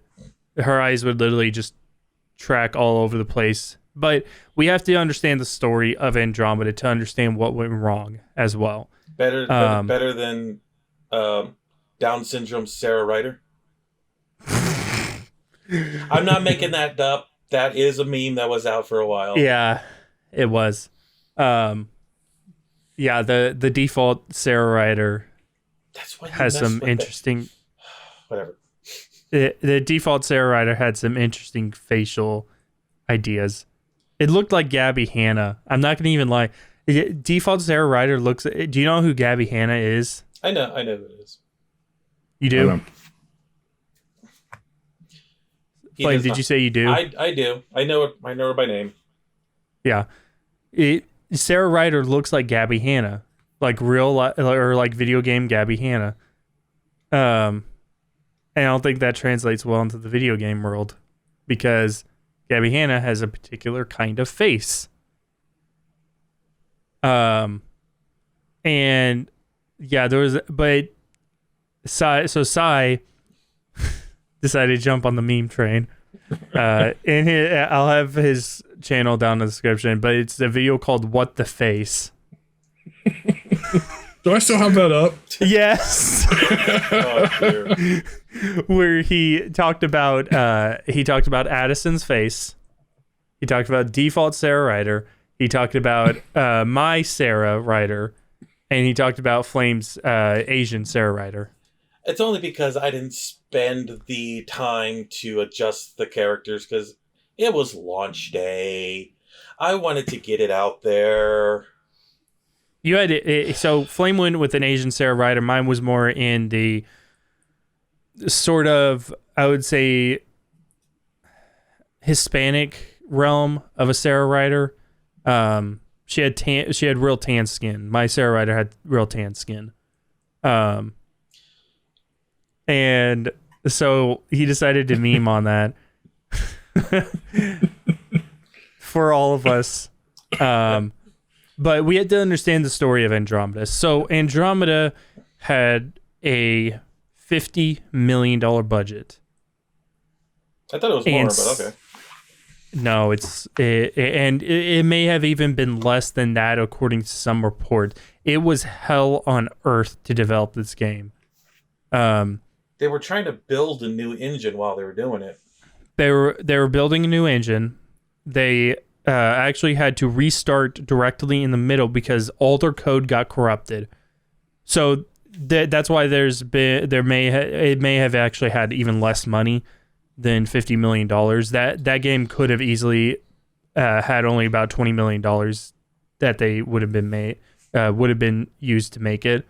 And they were on it was like 6 or 9 month time crunch by whenever they lost all their code, because EA was saying this has to be out on this day. You have to go gold, which is something that was the downfall of EA and BioWare. After the flop of Andromeda, BioWare took a step back and say, "Okay, look, guys, we got to stop these time crunches." No, it was actually after because you're getting Dragon Age 4. What game was it? I can't think of what that new one is. Is it 4? Is it 3? Is it 2? It's 4. The name thing is pissing me off. But they're like, okay, you're not going to get this game if you give us a time limit. And that's why we're getting another Mass Effect game. That's why we're getting a possible Knights of the Old Republic 2, 3, whatever they're up to now. No, so BioWare no longer has the IP for Knights of the Republic. Aspire, that's a different subject. I was going to say, that was in the reports of 2-3 years ago of all the games BioWare's making. That's something completely separate. Well, EA is not known for Star Wars games or good ones. EA is not. It just has no hands inside of Knights of the Republic at this point. But anyway, they're no longer going to have the time crunches, so we're going to get good Mass Effect games, good Dragon Age games, and whatever else they're working on. Legendary Edition launched to mass. Well, buggy, yeah, but that was partially because they were porting assets into a new engine, which I think was the reason I gave up my playthrough. I can count too many bugs. I actually counted very few. But yeah, it was just ported, but it was done. The game Legendary Edition was done really well, in my personal opinion. It brought back everything that people wanted with Mass Effect, and they had a patch a week after release that cleared up a lot of bugs. Though, wasn't there like only one piece of DLC missing, and then people just mod that in? Yeah, people found it in the code. Yeah, BioWare's like, we lost it. Modder's like, hey, it's actually right here. Well, no, they used baked code. baked code versus source code. Anyways, off topic. But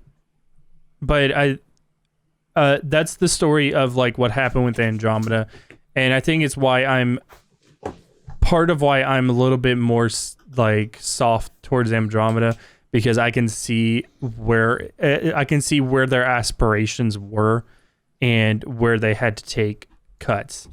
So my main issue with people's I hate this game was one game-wide storyline.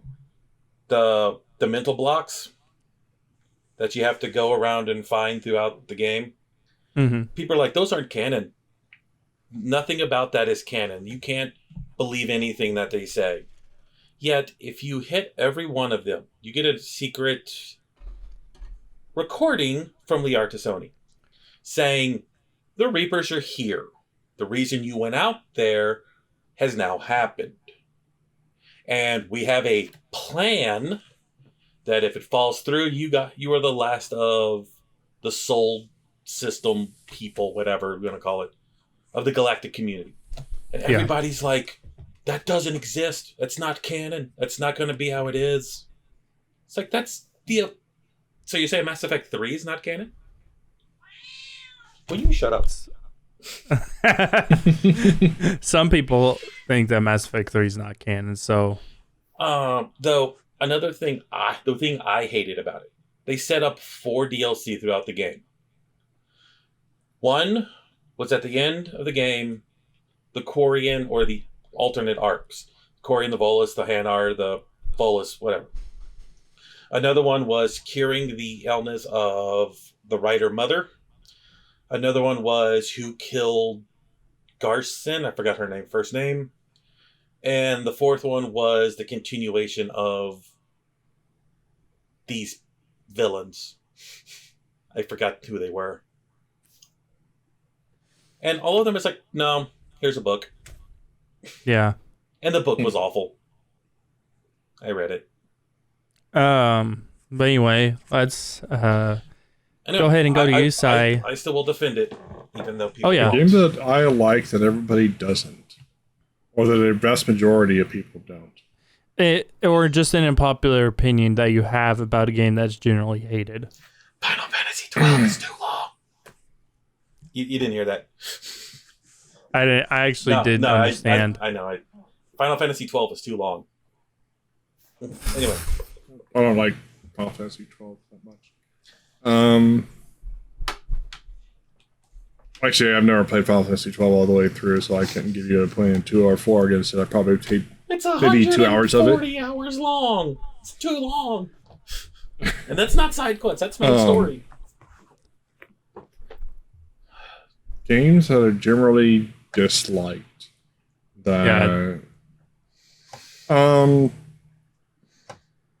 I guess this is... I would say it used to be true, but isn't anymore. It was true a couple years ago. What's that? Cyberpunk. A lot of people hated it. I don't think that's... Because Cyberpunk wasn't a video game until recently. Yeah, so honestly, as far as games that are like... that I like that people don't. Or that, in general, people consider it to be a bad game. Here's an issue, though, while you're thinking real quick. About Cyberpunk, I think it was overhyped. Just like Duke Nukem Forever. The hype was just continuously building. And once it finally was released, it was... The problem with Cyberpunk 2077 is... And I think I seriously... There's Coda Kitty again. I seriously question people's recollections on the events that go with that. I am firmly in the camp that CD Projekt Red bit off more than they could chew. Mm-hmm. They wanted to make this massive, like, just 10 times the size of The Witcher game with this big fucking huge open world where you could just affect every little detail inside of it. And because of that, the game got pushed back not 1, not 2, not even 3, but 4 times before we actually... I think that if they would not have released it, it would have never gotten released. It, in my opinion, it's Grand Theft Auto Cyberpunk Edition. But That's all it is. anyway, Sai, what? Well, okay, so older game that people generally don't like or don't care about, that I like, Daggerfall, Elder Scrolls 2. Is that really disliked? A lot of people think that it's too buggy. That's a lot of the modern generation of gamers don't like it because Morrowind was out first. Morrowind was a piece of shit, in my opinion. There's a hot take. Oh yeah, there is one. I never got into. I did not Elder like Scrolls. Morrowind. Didn't you tweet that you were tweet about Morrowind being a fantastic game? You literally like the day that they had it for free. You were like, "Yeah, go play this amazing game." What was that? Is that me? I don't know. Yeah. I don't even think I owned Morrowind until maybe 6 months ago. And I was like, I got it because it was free. Oh my god! I didn't even want to spend the $15 that was on sale for it. I had to get it for free to even get the damn game. You know, you could just emulate it, right? There's emulators out there for it. You don't have to buy that one. That piece of crap. Morrowind? Morrowind is a little bit harder because it was an Xbox title. Yeah, Xbox is still kind of with its emulation. But I said Daggerfall because it was a predecessor to Morrowind. It had an okay story, but I spent, and this is mostly when I was younger, I spent hundreds and hundreds of hours in this game, just roaming around doing the same. And it's like the same. There's only 10 dungeons in the game, or 10 dungeon designs. So after you go through about 10 or 15 dungeons, you're going through the same dungeon over and over, basically. So you know exactly where you're going, what you're doing, where all the treasure is, where the boss is in the dungeon. You can rush to him, kill the boss, come back out, and you're done. Storyline's meh. But I think it's just fun walking around, especially the spell creation system in Daggerfall was especially fun. In my opinion. Fair enough. I think Oblivion did it better. They fixed it in Morrowind to where it couldn't be abused anymore. And then they did the same thing in it used to be you could like take a potion, do your thing, and then or you could take a potion, buff your spell as you create it, and then you can continually cast like overpowered spells. But you can't do. They fixed that in later generations of the game, and you can't do that anymore. What, spellcrafting? Yeah, spellcrafting, and you could actually create spells that did anything you wanted to do. Yeah, they have that in Oblivion. Do they have it in Oblivion? Yeah, because I remember making a spell that kind of killed everybody. Like, I fired it off. I mean, and the blast was so it large, literally it killed could everyone. be like, you'd pick, like, okay, do you want to be able to jump, and you want to do this, and you want to do this, and you want to do this, and you could just put all these into one spell. Yeah. Oblivion That had was that. in Oblivion. They took it off for Skyrim, which was... Because it was stupid. broken. And yet you can summon dragons, so... Just a ride. All right, so... But I think as far as the closest thing to a game that I like that nobody else does or very few people like is Daggerfall. Fair enough. Mine, I've only seen hate for in the last couple years. And that is Grand Theft Auto 4. I love Grand Theft Auto 4. It is this dark look at how like immigrants come to America and how easily it is to get wrapped up in the world of crime. And it came about kind of after Grand Theft Auto 5 came out. And I have a hot take about Grand Theft Auto 5, believe it or not. But I think Grand Theft Auto 4 is the most personal that Grand Theft Auto has ever gotten, and I loved it for that. I think that the story is just immaculate, but in the last couple of years, in particular, then whenever Grand Theft Auto 5 came out, of course, you had the memers going, "Oh, Grand Theft Auto 5, haha, so much better than Grand Theft Auto 4," or whatever. In the last couple of years, I have seen people really give scathing criticism towards Grand Theft Auto 4 for its look at different, for its look at immigrants. Basically, outrage culture. But I'm like, because people are stupid, they're not looking at the fact that you are seeing this from the viewpoint of an immigrant who does not want to get back into that life. Nico literally says, "I've killed people, I've sold people, I've smuggled people. Perhaps here, things will be different." He wants to change, but He can't. because he can't. Because where he is, how he got there,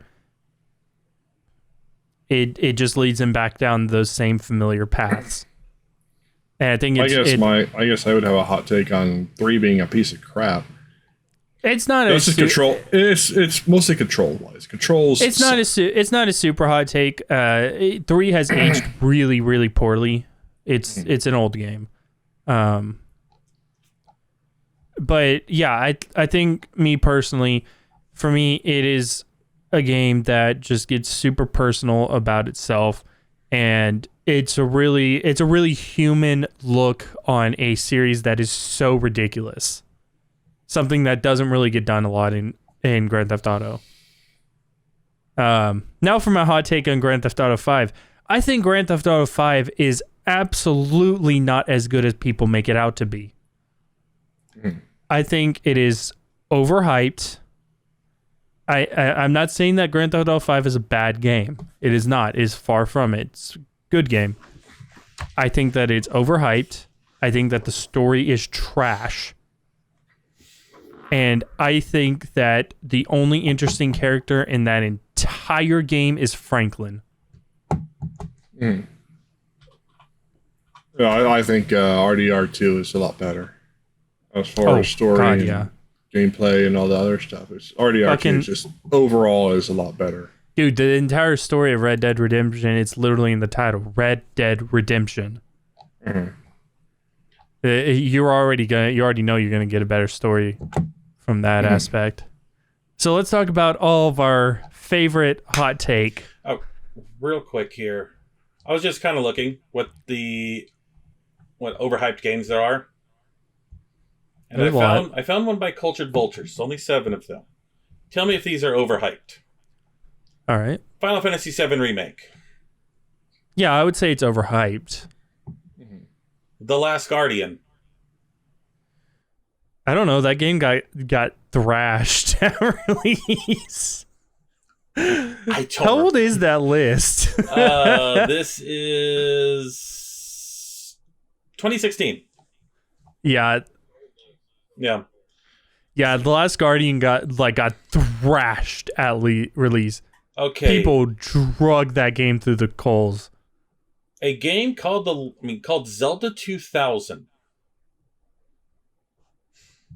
What? At Space World 2000, there was a short trailer showing clips of upcoming games that are newly announced Nintendo GameCube, which included this short selection. I'll click on that. Are they talking about the tech demo that was on GameCube? Hang on. Yeah, the 2000 Space World tech demo. It's Legend of Zelda GameCube. It's not even a game. It's a tech demo. That's what the fuck? Mother 3. Fair. Kingdom Hearts 3. Very fair. Sonic 06. And Star Fox Adventures. Okay, whenever we talk about Sonic 06, are we talking about it's overhyped in the sense of like how much bad press that it got? Let me see if there's an updated list. Yeah, that Zelda 2000 thing, it's not even a fucking game, it's a tech demo. How the fuck is that even relevant? I can't find one. Okay, found 2 of them. Overhyped games that totally flopped. Duke Nukem Forever. Yeah. Mighty Number 9. Yeah. Aliens Colonial Marines. Oh, God, yeah. Marvel Capcom Infinite. I can't speak. Infinite. Really? I didn't know that flopped. Final Fantasy 14. I'm thinking they're The talking original- about the original? 1.0. Yeah. Uh, Because I know Realm Reborn has gotten super popular. Yep. Overkill's The Walking Dead. I don't know who Overkill is. That's the one that Angry Joe did a review on, where the zombie got stuck inside of the car door. Anthem. Anthem was the other BioWare game that I was thinking of. Harry Potter's Wizards United. That's a mobile one, isn't it? I think so. The Order 1866. Yeah, definitely an overhyped game. Beautiful looking, overhyped as shit. Mass Effect Andromeda. Alpha Protocol. Yeah. Lawbreakers. Never heard of it. This is the first one in this game I haven't heard of.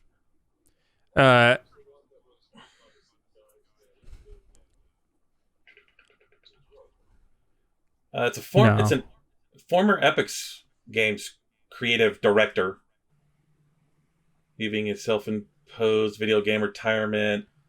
It doesn't really say much about it. You're thinking of Agents of Mayhem. Star Fox Zero. Bulletstorm was made by Gearbox. It was the same people. They came out before Borderlands did. Star Fox Zero and Atlas. Just Atlas in general? It says Atlas. It was a swashbuckling action fantasy MMO. Oh, a game called Atlas. Yeah. I thought you were talking about the company Atlas. I was like, just them in general. Well, they kind of haven't done much outside of Persona. And they did SMT5. Like, it was late last year. And here's the other side. Overhyped games that did live up to expectations. Crysis. Kind of. God of War. Crysis. Yeah, I'll give it that. Mass Effect. Grand Theft Auto 5. For whatever reason. Bloodborne. Resident Evil 4. Portal 2. World of Warcraft. We'll see about that in the next year. I think they're talking about the vanilla. Vanilla did live up to the hype. Yeah. Final Fantasy 7. Last of Us 2. I think that's just a list of how to have bad taste in video games. Yes. Yeah, I'm sorry. When you put Last of Us 2 as the number one, yeah, that's a no. No, there isn't a 1, 2, and 3. It's just a list. Is it a controversial opinion that I think that The Last of Us 2 is a big steaming pile of shit? I actually haven't played it. I'm told it was good until spoiler dies. Yeah. Because I forgot his name, and 2, I don't want to spoil that. It is the most insulting way to get rid of a beloved character. I was pissed. Oh god, they did all these and they forgot Dai Katana.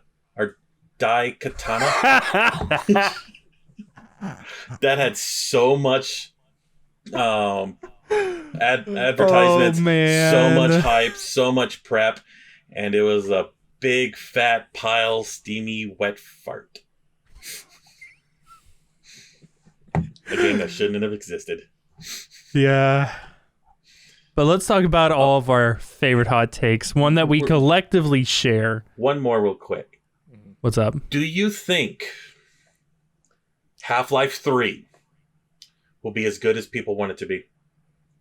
No. 20 some odd years of hype. It's going to launch, and people are going to be pissed.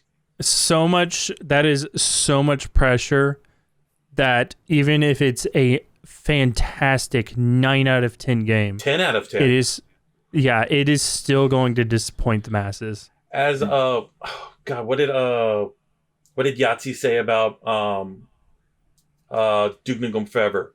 If this game does not come out curing 3 different types of cancers, world hunger, and is the next greatest thing to slice bread, people are going to be mad. Duke Nukem Forever is just a middling action game.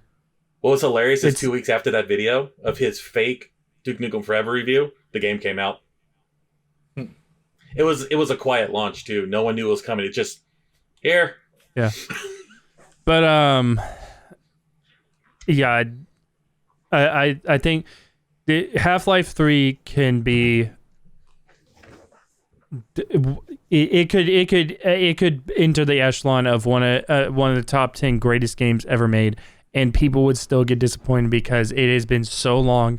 People have hyped it up so much that they think that it's going to just be the end all be all of video games. They think that after it no more video games can ever be made, and unfortunately, that's just not the case. No. One of the things that I see as a problem is that they released Half-Life Alyx, which is a really fucking good VR game. I know only a very small amount of people actually get to play it, but it's a really, really good story-wise and stuff for the Half-Life universe. And now they have to beat that. I watched Jacksepticeye play it, and that ending, I don't know how I feel about it. How they teased Half-Life 3. Yeah. It's going to be another 10, 15 years before we get another Half-Life game. Probably. Though, real quick, the thing I noticed about Half-Life games is they are a building block to other games. It is a tech demo, pretty much. Half-Life 1 gave us Portal 1. No, it didn't. Half-Life 1 gave us Team Fortress Classic. Oh. But the basics for Half-Life games get moved to another game. And Counter-Strike. The original version of Counter-Strike was also Half-Life 1. Is Valve even a game-making studio anymore, or they just run Steam? Yeah, they're still going. Yeah, technically they still are.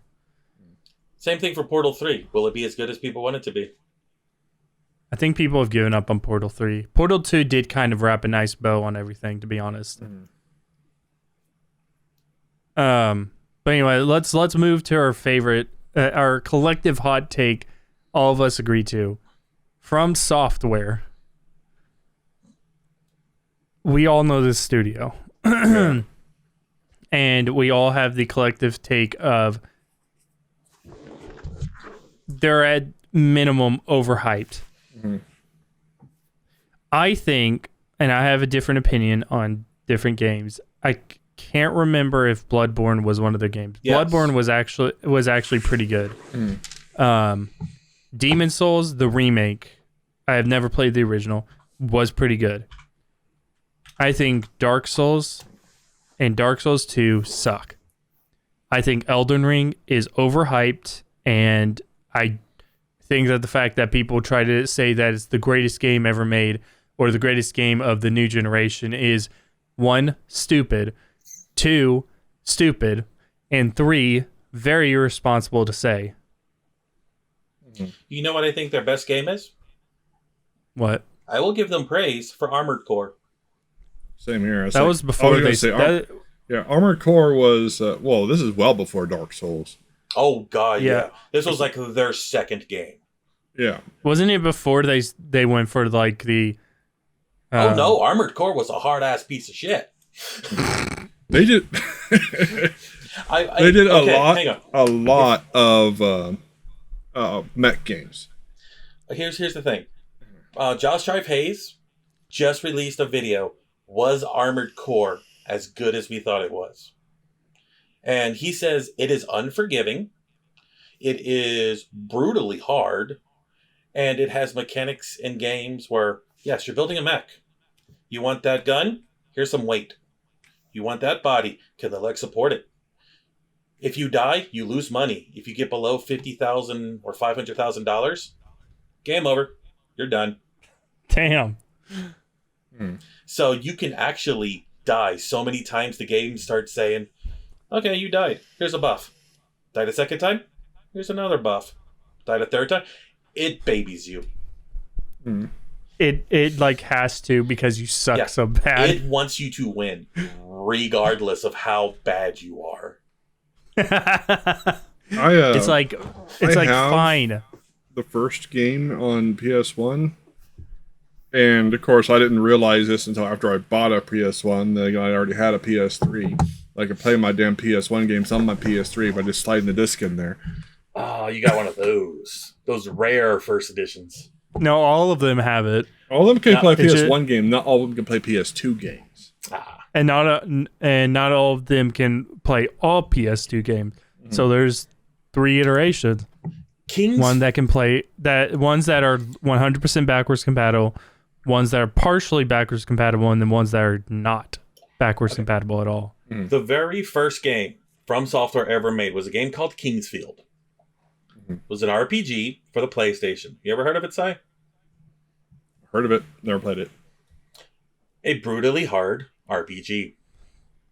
Were you not seeing a pattern? So here's the thing that we've started to see. Dark's, geez, she is real talkative. Oh, every time I do anything online. Meow! Ever since Dark Souls, let me actually rephrase that. Demon Souls really was the first catalyst for them. That was their first big game. Yeah, Demon Souls was a runaway success. It was a PS3 exclusive. It was their first exclusive with Sony, if I'm not mistaken, where Sony had a direct hand in the development. Let's see. That game was 2009. Demon Souls? Demon Souls for the PlayStation 3. Wow, I thought it was actually a little bit earlier than that. From Software has been around since 1994. And I played the PS5 version of Demon Souls. It's pretty good. I won't even lie. I get why it was a runaway success. It is brutally difficult, and it is unfairly difficult. But I get where the hype came from. Then they made Dark Souls. Mm-hmm. Dark Souls was for however I dislike it, it was a monster hit. I was in high school at the time that this game was out. I could not go 2 steps without hearing about it. And regardless of whether it's good or not, it's in my Steam library. So, I've played it and beat it. I've played it. I'm not beating it. It is probably Dark Souls, the most boring game I've ever played. There's another hot take. Dark Souls, well, we're in the From Software hot take right now, so anything in here is literally just a hot take. Well, it's like and like he said, Armored Core, good series up until the later games.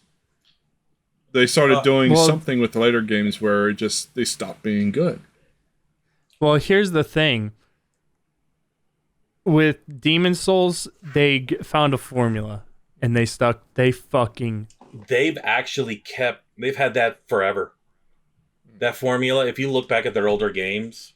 No, not the formula of being unfairly difficult. The formula of being unfairly difficult inside of this fantasy, dark fantasy world. Oh yeah. Well, Kingsfield was a dark fantasy RPG, though no one's ever heard of it. But it wasn't a runaway success. So says Wikipedia. I think Elder Scroll, the reason that it's so successful is one, it's basically Elden Ring. Or Elden Ring, yeah. But the reason it's I'm gonna say Elder Souls because it is a Souls game, fuck whatever everybody else says. The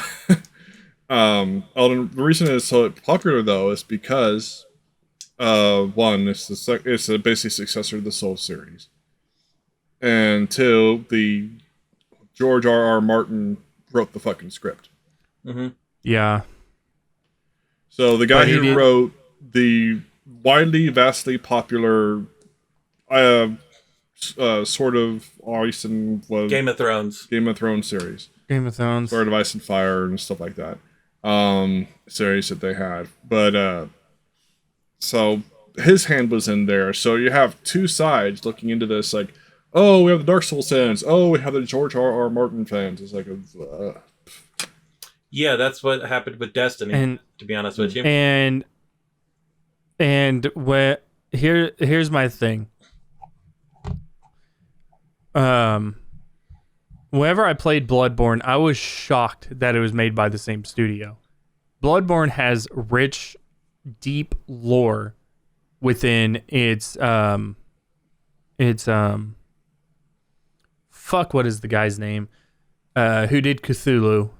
Lovecraft. Yeah, it has like deep, rich lore within the Lovecraftian genre.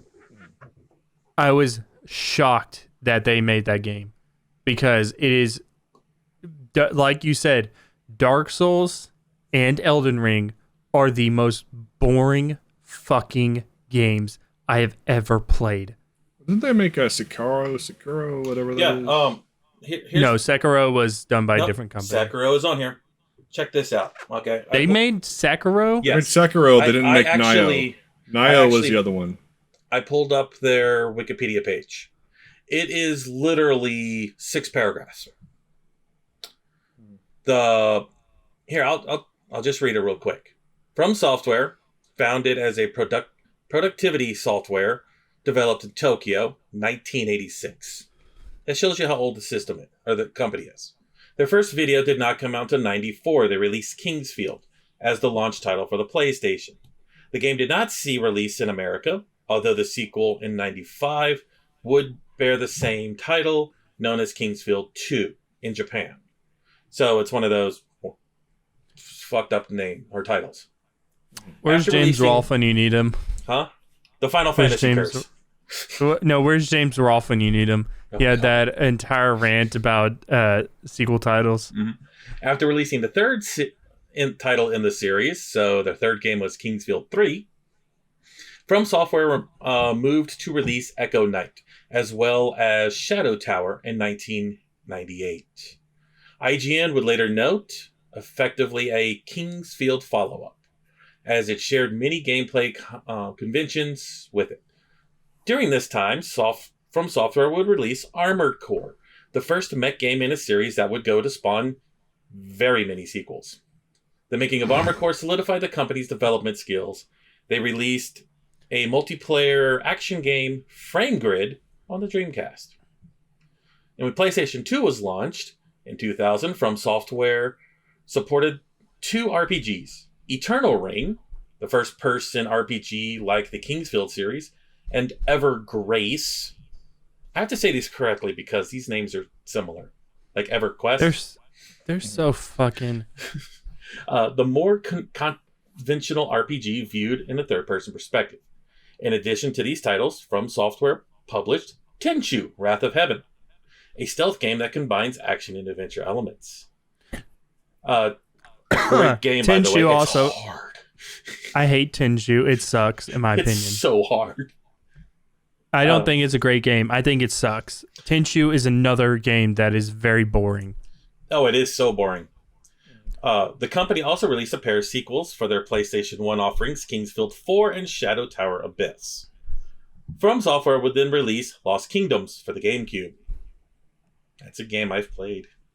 A competing Not me. 6th generation console. IGN would note, however, during this generation, From Software's focus would shift from RPGs to mech games due to the success of Armored Core series. In 2002, From Software released the mech game Murakumo, Renegade Mech Pursuit for the Xbox. Before entering the mobile game market, they released another Kingsfield title. 2004, they released Metal Wolf Chaos. Sounds like another mech game. It is. In 2005, From Software would start to produce a series of license-based game on various animes under the banner Another Century Episode. That same year, they hosted a video game industry's first internship to let students experience game development through a game creation kit adventure player for the PSP. 2008, From Software underwent stock split before entering the Nintendo Wii market and released Tenchu Shadow Assassins, the second Tenchu game. After the success of Dark Souls in 2011, Miyazaki became the president of From Software. 2014, the Kawawada Company or Corporation announced its intention to purchase the company from former shareholders. The deal was finalized in 2014. 2015, From Software nominated for the 2015 Game of the Awards as Developer of the Year, but lost to CD Projekt Red. January 16, From Software established a studio. Don't care about that. With 15 games developed, Armored Core series is the studio's longest-running franchise, with the most recent in 2013. 2009 released Demon's Souls for the PlayStation 3, which brought them into international exposure, and its successor, Dark Souls. Then Dark Souls 2, then Dark Souls 3, Bloodborne, the entire Soul series, including RPG of the Year at the Game Awards. Since release, here's the biggest one. Dark Souls and Bloodborne have been cited by many publications to be the greatest game of all time. Please explain. So I don't want to fight it anymore. We'll go into that next topic. We'll go into the next topic. Well, it's the one that we all disagree with, just because we don't. Listen, I get that From Software has had a long, very strange run. I don't think that they're good at what they do. No, they're not. Because I've never played Armored Core, but I have played Tenchu, both games. They are boring. They are monotonous. And I did not like them at all.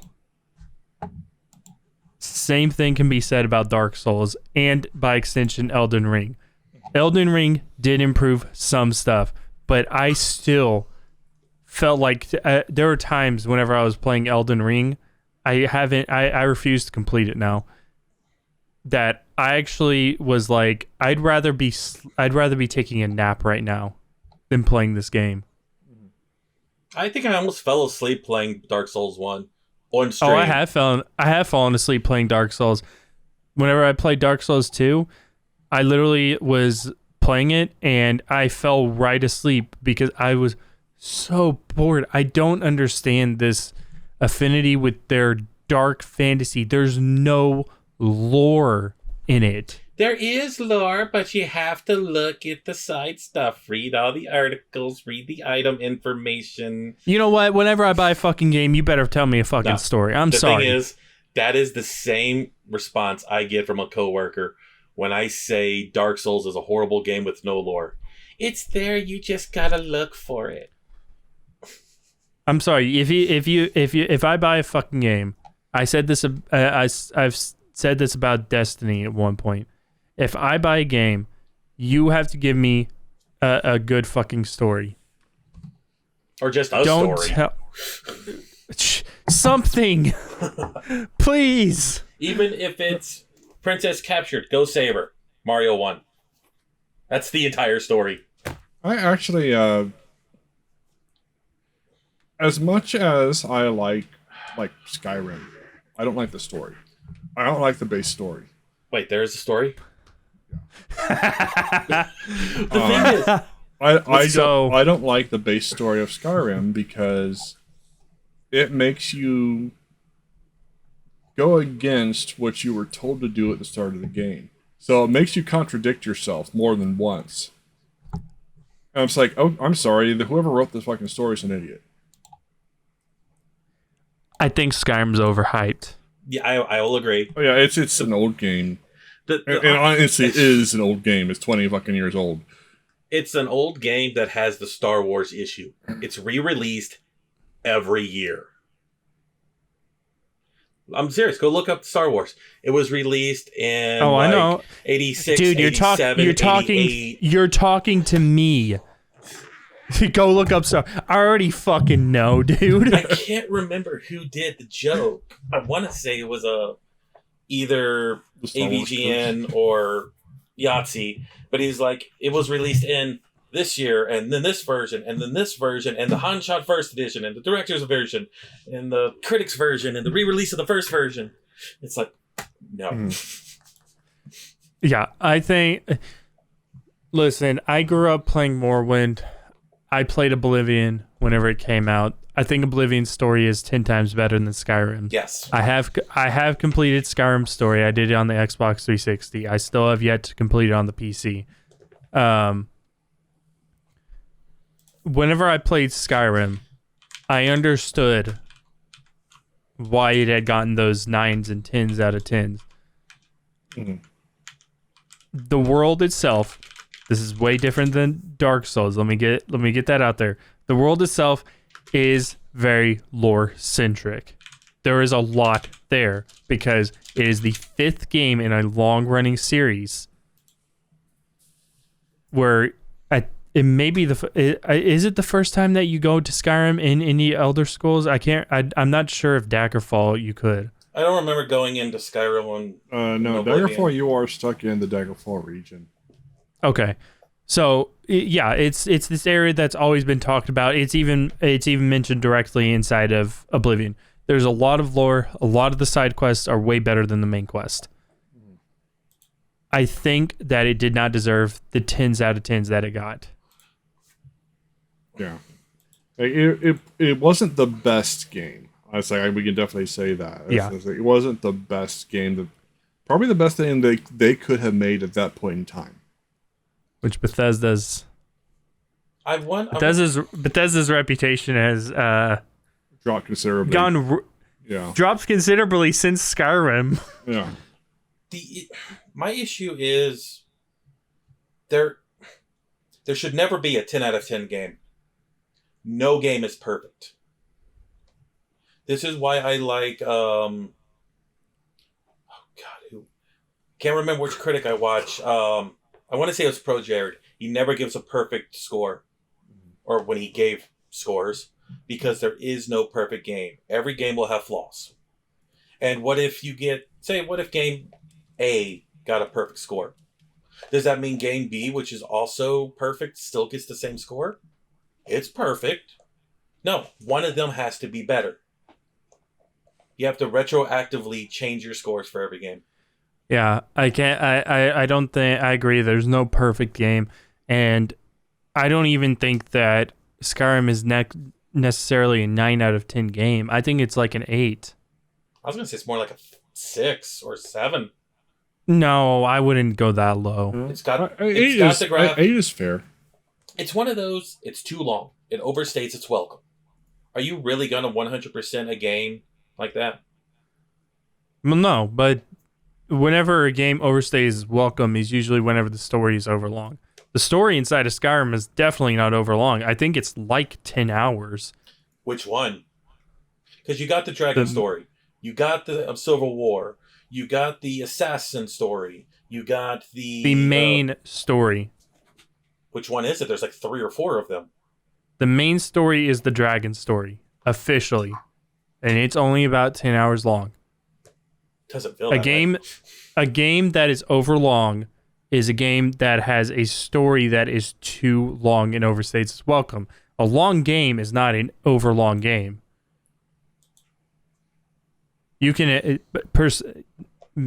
Sai mentioned earlier, Persona is a perfect example. Persona is easily a 150-hour game.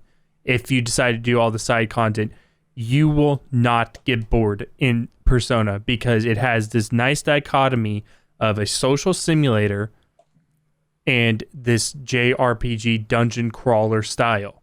It is, and there are a couple dungeons that do run on a little bit long. I do think that first dungeon especially. Do what? First dungeon especially, when you're learning the ropes, just feels super long. Yeah, that one is. I do feel like I think that one's more the tutorial is too long. which is a criticism of most modern games anyway.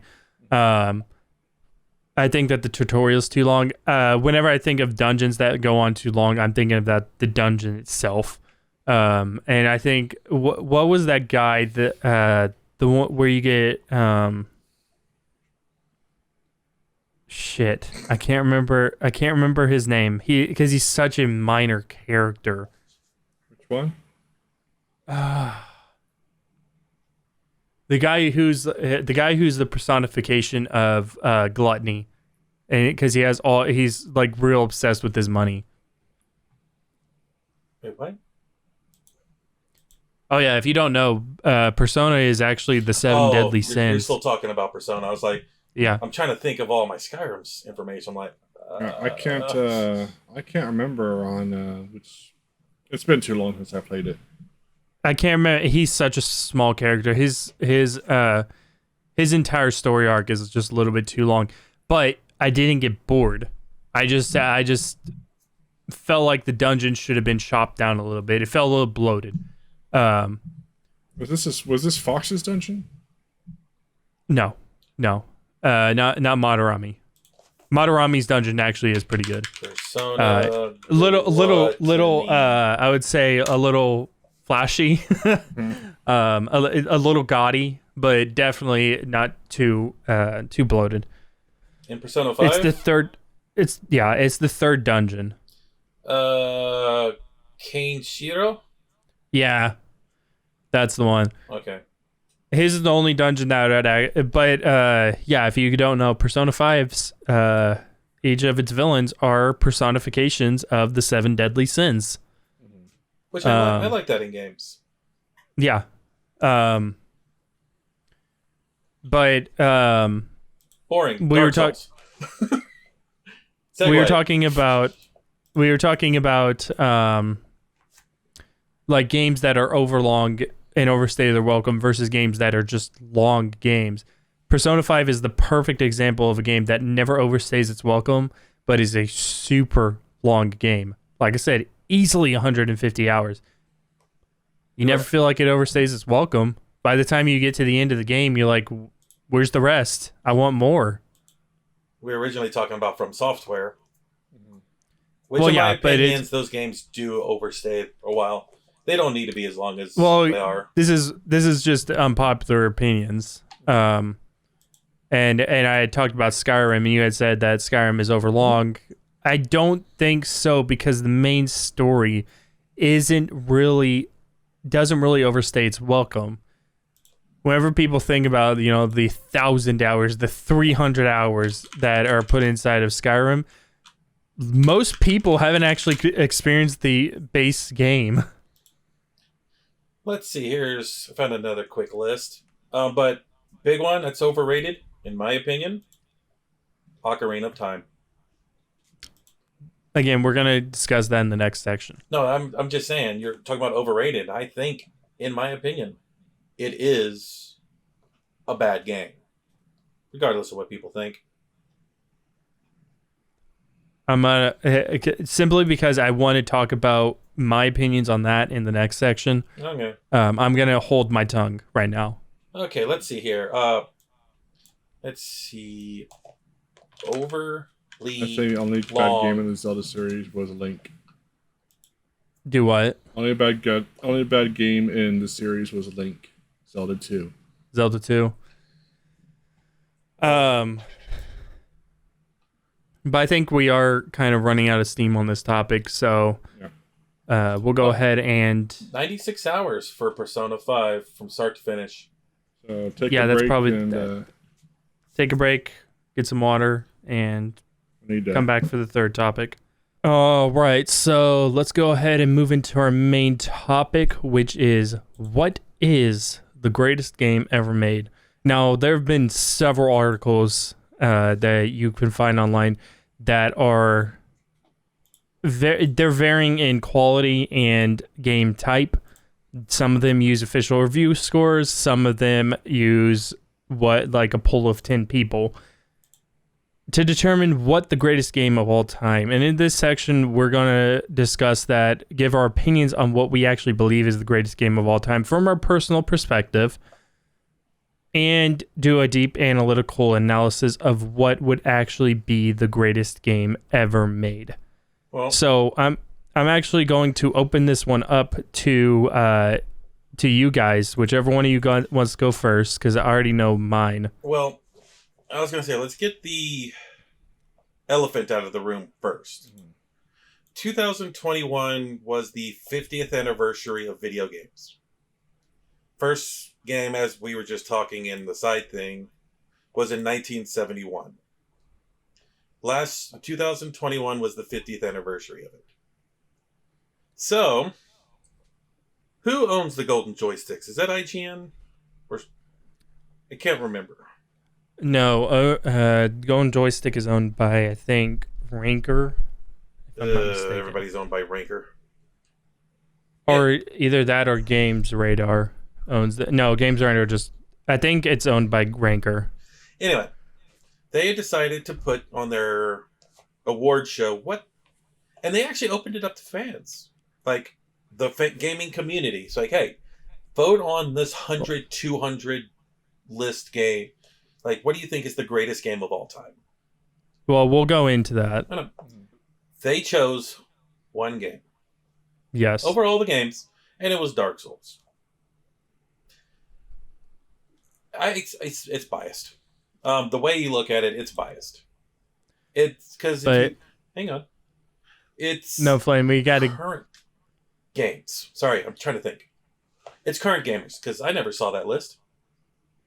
Did you get the email, Sam or Sai? I didn't know anything about it. You told me about the list, and I was like, okay, well, I'd never heard about the. Neither did I until after. So. Yeah, neither did I till after. So we went to a specific group. Yeah. Sam, did you see this No. nomination? Anyway, it is not the greatest game of all time. So we're going to get into more of that, but for now, I need to know, Flame, you have had issues determining what your greatest game ever made is. Yes. In your personal opinion. It's something Stop. It's still something I still don't understand. I don't get. I can give you 10. I can give you probably 5. I can't string it down to one game. Can you do 3? Well, Tetris is 1.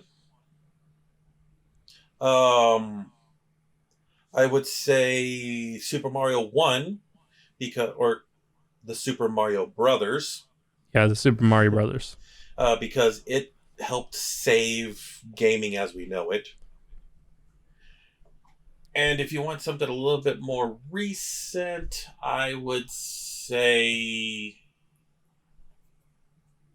You could say Horizon Zero Dawn for the technical aspect. They created something where they can put so much in front of you with very little power. Because what you see in front of you is what the game renders. Everything else is gone. No other game has done that yet. Well, that's not actually true. Grand Theft Auto 3 was actually the first game to use streaming assets. Yeah. Yep. I didn't know that. Because that's what they promote. It's like, this is the first of its kind. But if I had to choose one specific game, Super Mario Brothers. Simply because it saved the gaming industry? Yep. If it didn't come out, there probably wouldn't be video games. Or at least as we know them today. Okay. Then I can... I was going to say one more thing. Then I can give you by genres what the best RPG, what the best shooter, what the best platformer. Oh, yeah. But this is just the best game. Overall. Well, yeah. So, Sai, what is, in your opinion, the best game ever made? I have 2. And I think one of them is somewhat controversial. The other one, not so much. The controversial one, I would say, is Persona 5. It's like it captures almost every genre. It captures all the gameplay. It keeps you interested. It is the epitome of what I've run into for video games. Are we talking about Royal or original? I haven't played through Royal, so I can just give you the original. But the original is good enough to rank top tier. If Royal improves upon that, then it's better. But the other one is, well, Minecraft. That's actually it. It's literally the all genres game. You can do anything in the game, or pretty much anything up to a point. And anything that you can't do, it can probably be modded in. Fair enough. So for me, I also have two. Part that one of them is extremely personal as to why I like it. The other one, I'm gonna have to agree with you, Sai, on Persona 5. Particularly Royal. Royal added in so much more content, and it felt like a more complete game to me. But Persona 5 Royal and Persona 5 were the reason that I think we got a more more of a hardcore style JRPG in the West. Obviously, Persona was, kind of getting traction in the West with Persona 3 and 4. But Persona 5 was a big hit for Atlas. I think they sold like 4 million copies, which is nothing to sneeze at. So I'm going to have to agree with that. Because it did change the influence of JRPGs as a whole for now until the next big thing, obviously. The other one is extremely personal to me, and that is Star Wars Knights of the Republic 2, The Sith Lords. I didn't always like this one more than its predecessor, but as I think the true testament to a game is whenever you go back to it, is it better than the last time that you played it? And every time I go back to it, it is leagues better than the last time that I played it, which is why it's gone up my list over time. And I think that that's a true testament to the quality of a video game. Replayability. Well, not necessarily replayability. It's whenever you return to... We talk about nostalgia goggles, but we don't talk about the inverse of that, which is... We remember not liking it. I remember at one point, I was so frustrated with Knights of the Republic 2 because it had so many game-breaking bugs. But as I got older, I matured, I realized that this story is... I said earlier with Grand Theft Auto 4, a very human look in a universe that we don't typically see that. And Knights of the Republic 2 is exactly that. It is a very human look. It has direct references to post-traumatic stress disorder. It has direct references to being the cost of war. It has a very human outlook on basically the series that was the farmer boy has to save the princess from the evil wizard. That's what Star Wars actually is at its core. And the fact that they were able to take that and make Knights of the Republic 2, the Sith Lords, with this human outlook, with all this human trauma, all of that, I think that speaks volumes. So let's go ahead and talk about these so-called professional lists. So as Flame mentioned, the Golden Joystick Awards ranked Dark Souls as number 1 on that list. As we discussed in the last section, we are actually biased against Dark Souls. However, despite our bias, I will tell you, I do understand that it has a cultural impact. It has changed gaming. However, I don't think that it deserves to be in that spot. Here's the nominations. What else was it competing with? Yeah, go ahead and... Doom 93. Breath of the Wild. Half-Life 2. Minecraft. Street Fighter 2. Tetris. The Last of Us. Mario 64. Metal Gear Solid. Halo 1. Super Mario Bros. 3. Grand Theft Auto 5. Portal. Call of Duty 4. Modern Warfare. Pac-Man. Super Mario Kart. Space Invaders. SimCity 1989. And Pokemon Go. The fuck is Pokemon Go on that list? It's probably the greatest. It was probably put in there for the mobile. As a mobile vote. Fair enough. But you heard I specifically picked on games that picked up on the games that you said that have changed the gaming industry forever in that list. Much more influential than Dark Souls ever will be. Doom is probably one of the greatest first-person shooter games of all time. Yeah, it changed the way we play first-person shooters as a whole. Minecraft, the greatest independent game ever made. I would say, yeah. But I also picked up on Super Mario Kart. Racing games. It changed the like casual arcade style racing forever. I picked up on Super Mario Bros. 3, which wasn't as influential as its first game, admittedly not as influential as its first game. However, it was the progression of that influence at its peak, I think. It's my favorite of the NES era Mario games too. So, Street Fighter 2, considered one of the greatest fighting games of all time, if not the greatest fighting game ever made. Let's see on here. Portal, probably one of the greatest puzzle games of all time. Mm-hmm. Pac-Man, one of the greatest arcade games of all time, with Space Invaders, depending on how you look at it. Yeah, Space Invaders and Pac-Man are real up there. I would have to say that they're about comparable. Tetris is one of the first ever video games. It's also a puzzle game. Yeah. Last of Us is probably one of the greatest narratives in video games. Oh god, it's so damn good. Mario 64 shows what you can do with the 3D environment. Yeah, Mario 64 was the changed 3D gaming forever. Grand Theft Auto 5, as much as we don't like it, is the best. It is the highest selling game ever of all time. Tetris is still the greatest franchise ever sold. Yeah. It's the highest selling franchise ever sold. Grand Theft Auto 5 is the highest selling single game ever made. Don't know why the Half-Life 2 is on here.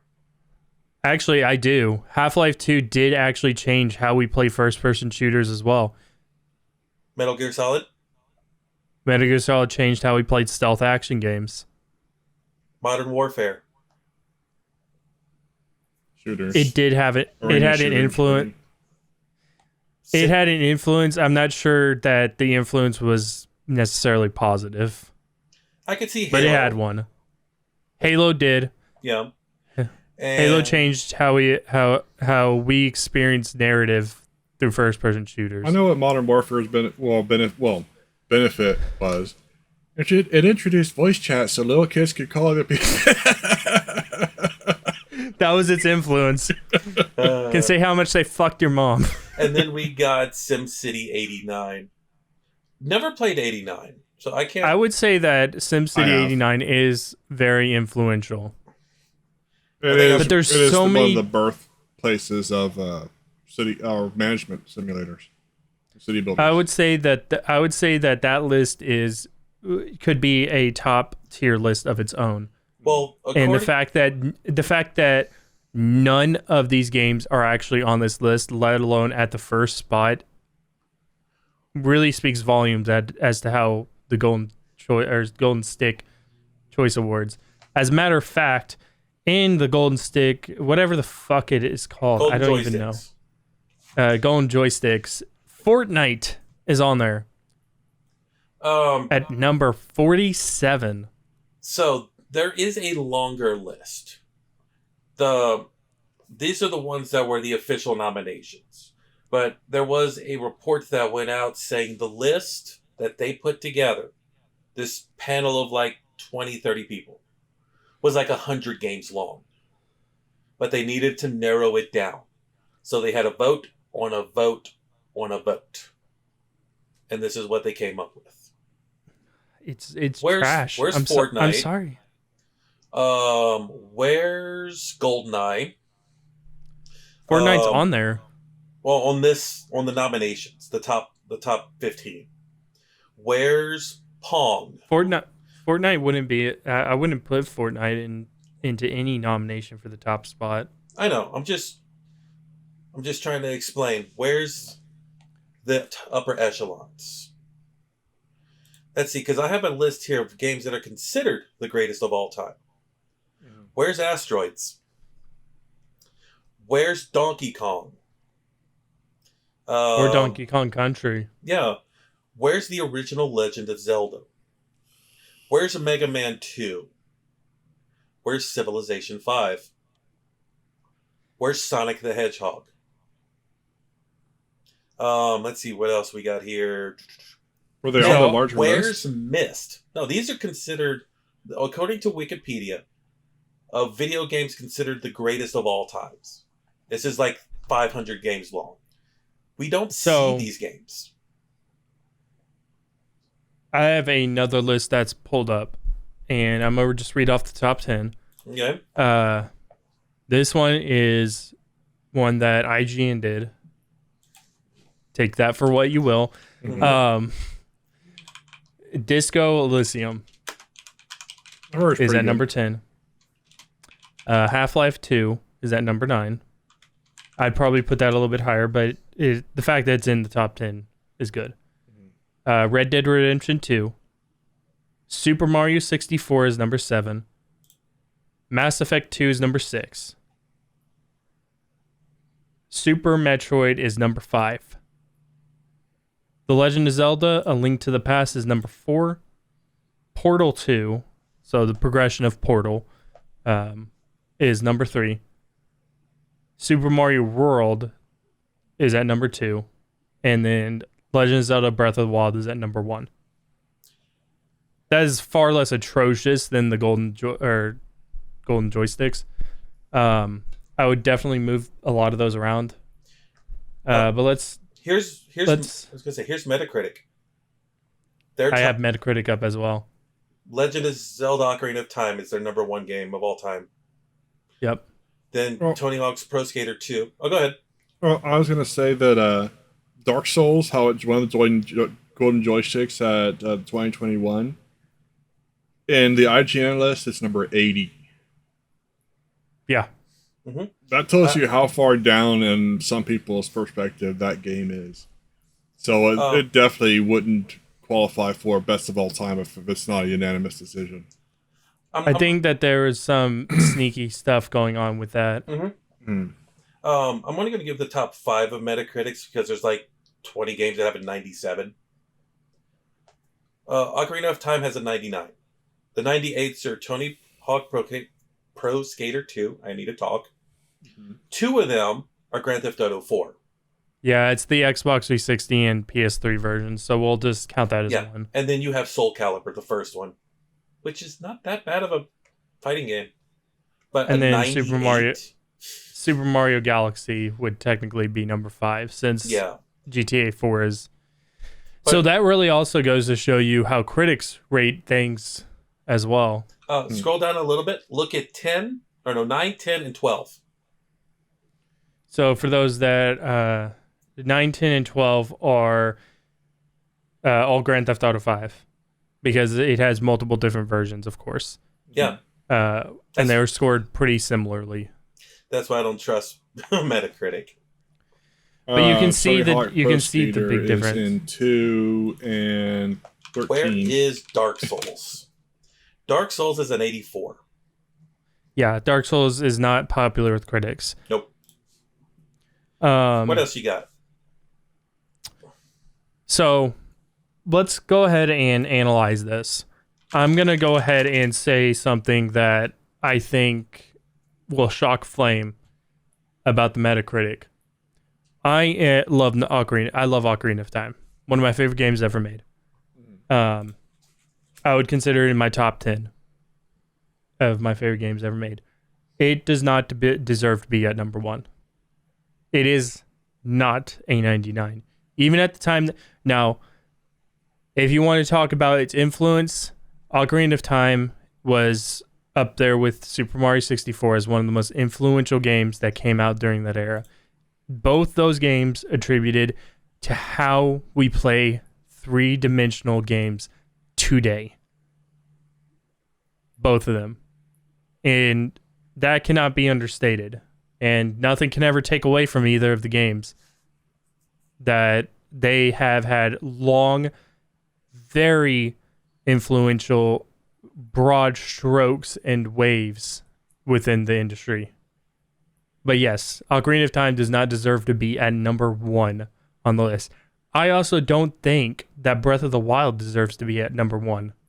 I actually don't believe any Zelda game deserves to be at number 1 because Zelda games aren't exactly the end-all be-all of all games. I think Zelda games are good. They're good for their story. They're good for the gameplay, but they are not the best. They are not the best game ever. Okay, I just found a list of the Metacritics versus user score. And this is actually a better list than what we got. Number 1 is Final Fantasy XIV Endwalker. I'm going to push that one to the side. That's a DLC, isn't it? Yes. Or an expansion? Well, according to the Golden Joysticks, it was, what is that, early 2021. This came out at the end, so it really shouldn't count. Number 2 is Half-Life Alyx. You got Shadowbringers for Final Fantasy XIV. Diaries of a Spaceport Janitor. Never even heard of it. Yeah, I don't know. Half-Life 2, Episode 2. Portal, Half-Life 2. Warcraft 3 Frozen Throne. Mafia. Warcraft 3 Reign of Chaos. Counter-Strike. Deus Ex. PlanetSide Torment. Which and Deus Fallout. Ex? It just says Deus Ex. Probably the first one. The first one. And Fallout 2. There's others, but that's the 9.2 and above. I would say Fallout 2 definitely deserves to be up in the greatest games ever made.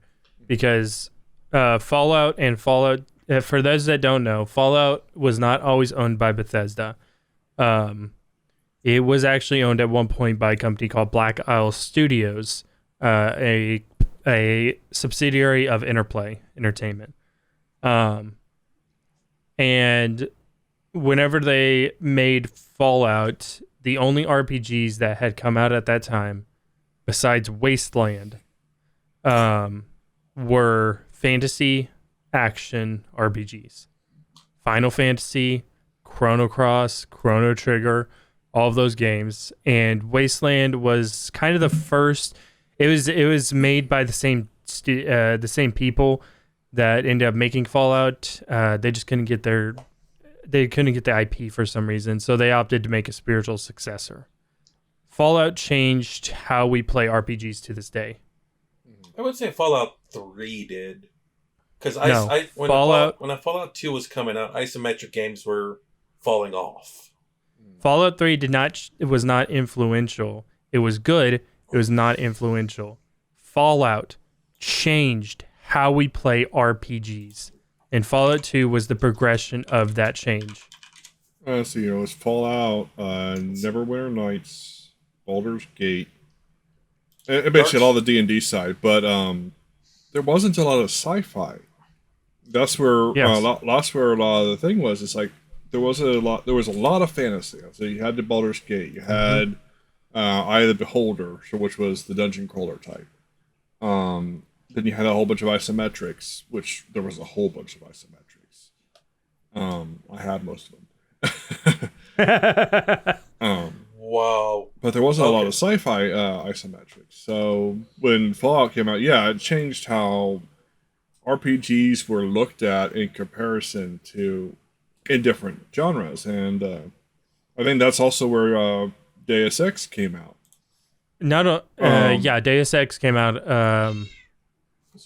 5 years after, did 2001, I think. And it's the graphics are horrible. The graphics do not stand up, but it was great.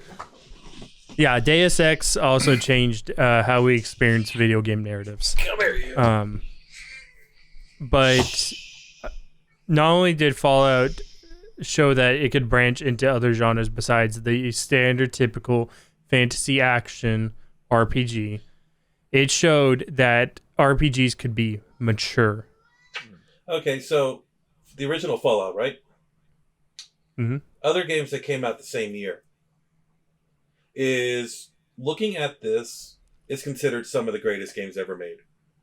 Castlevania Symphony of the Night, Diablo, Final Fantasy VII, Final Fantasy Tactics, Goldeneye 007, Quake 2, Star Fox 64, and Ultima Online. That actually leads me into what I want into Quake. Quake could be considered one of the most influential games ever made. Hey. It basically started the arena shooter genre. I loved Unreal Arena. That was my big one. That was mine too. Yeah, but you have to equate a lot of that to Quake. If it didn't, it pretty much it launched it into the mainstream. I can't think of another arena shooter prior to Quake. I'm looking. Okay, get down. Let's see. I don't see one on the list of greatest games or best games. But yeah, Quake was 1996. And I don't see anything before it. Yeah. So don't see anything. So, and we also talked about Soul Calibur. I think Soul Calibur's obviously fighting games, super popular by this point. So Street Fighter 2 is undoubtedly one of the best fighter games ever made, if not the best. Street Fighter 1 is a mess. It is. I had. Or don't you mean Fighting Street, bro? No. I actually, me and the family used to travel a lot, and in some back ass city in nowhere, Montana, we were staying at a hotel. In their laundry room was an arcade of Street Fighter, the first one. Street Fighter, the video game. Me and my brother started playing it. You know how much it cost? A smack on the side of the arcade. Smack it. It said, oh, you put a coin in. 6 characters. Ryu, Ken, Chun-Li, Bison, Vega, and Balrog. That was it. FPS was probably 10. Music was probably 8-bit. It was a mess.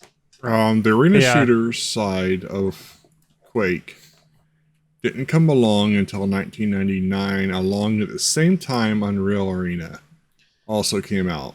Unreal Arena, Turok Rage Wars, and Quake 3 Arena all came out at the same time.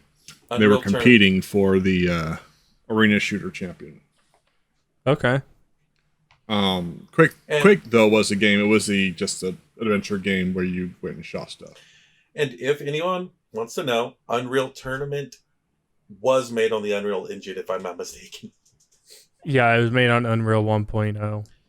So if we get Unreal 5, we're on Unreal 5 now. We need an Unreal game.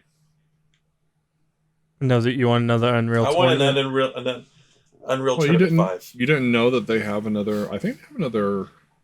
Well, each time they bring one out, they need to show an. No, they have one for 4. Because it is the peak you can do with that system. But so Soul Calibur is on Metacritic's thing. I think Soul Calibur did the kind of the same thing that Fallout did for the RPGs.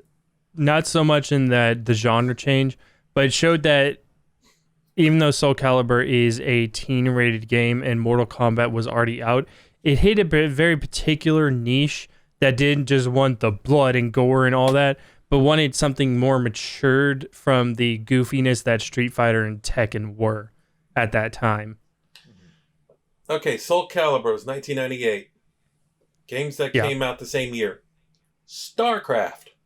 Resident Evil 2 as well. Well, on this list, Resident Evil 2, Metal Gear Solid, Ocarina of Time, Half-Life, DDR, Dance Dance Revolution, for you plebes, Baldur's Gate, Sudoku 2, and Thief: The Dark Project. All of them very influential, and I don't know how we've gone this long without talking about Resident Evil.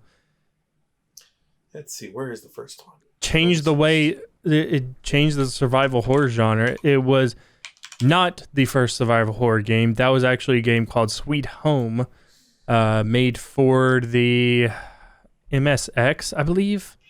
I remember I could be wrong about that. Play it. Yeah, I could be wrong about that. But it was the first survival horror game. However, Resident Evil changed the horror genre for video games. It showed that, one, horror games could be scary. Mm-hmm. Two, it also showed that horror games could be successful. Because prior to that, the most successful horror game was Alone in the Dark. And even then, it was really niche. I guarantee you that if you are under the age of 22, you will not actually know what the fuck Alone in the Dark is. 1992. Yeah. God, that game is old. It's like 30 years. God, I'm You feel old yet? Just looking at this list, yes, I feel old. They did a re-release recently, a remaster of it, didn't they? It was actually about 10 years ago now. Called Alone in the Dark. It was bad.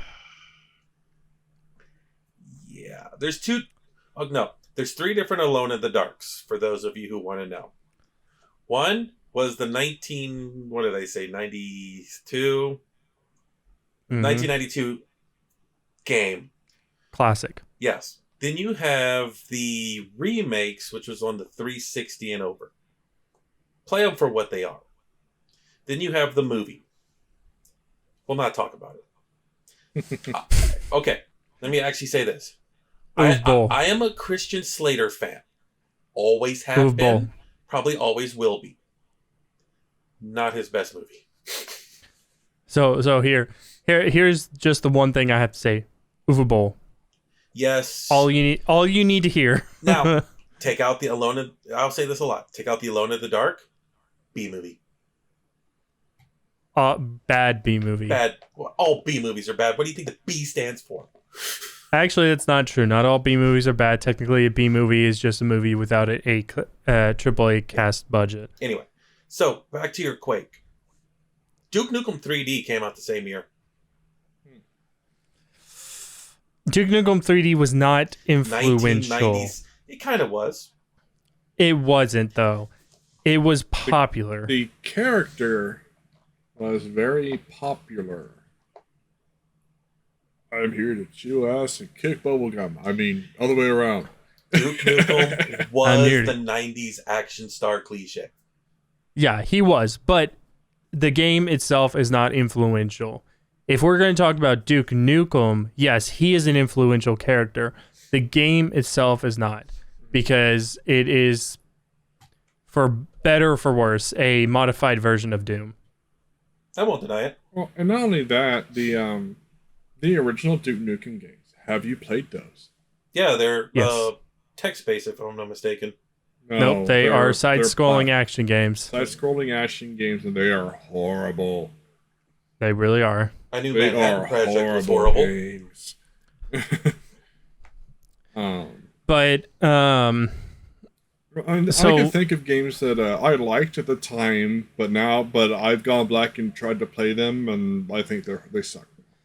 So I think the criteria for like what would you guys think is more obviously influence it. I think for the best game to determine what would actually be considered influence is definitely a big one. It had to have changed something in the gaming scene or the gaming industry that has rippling effects.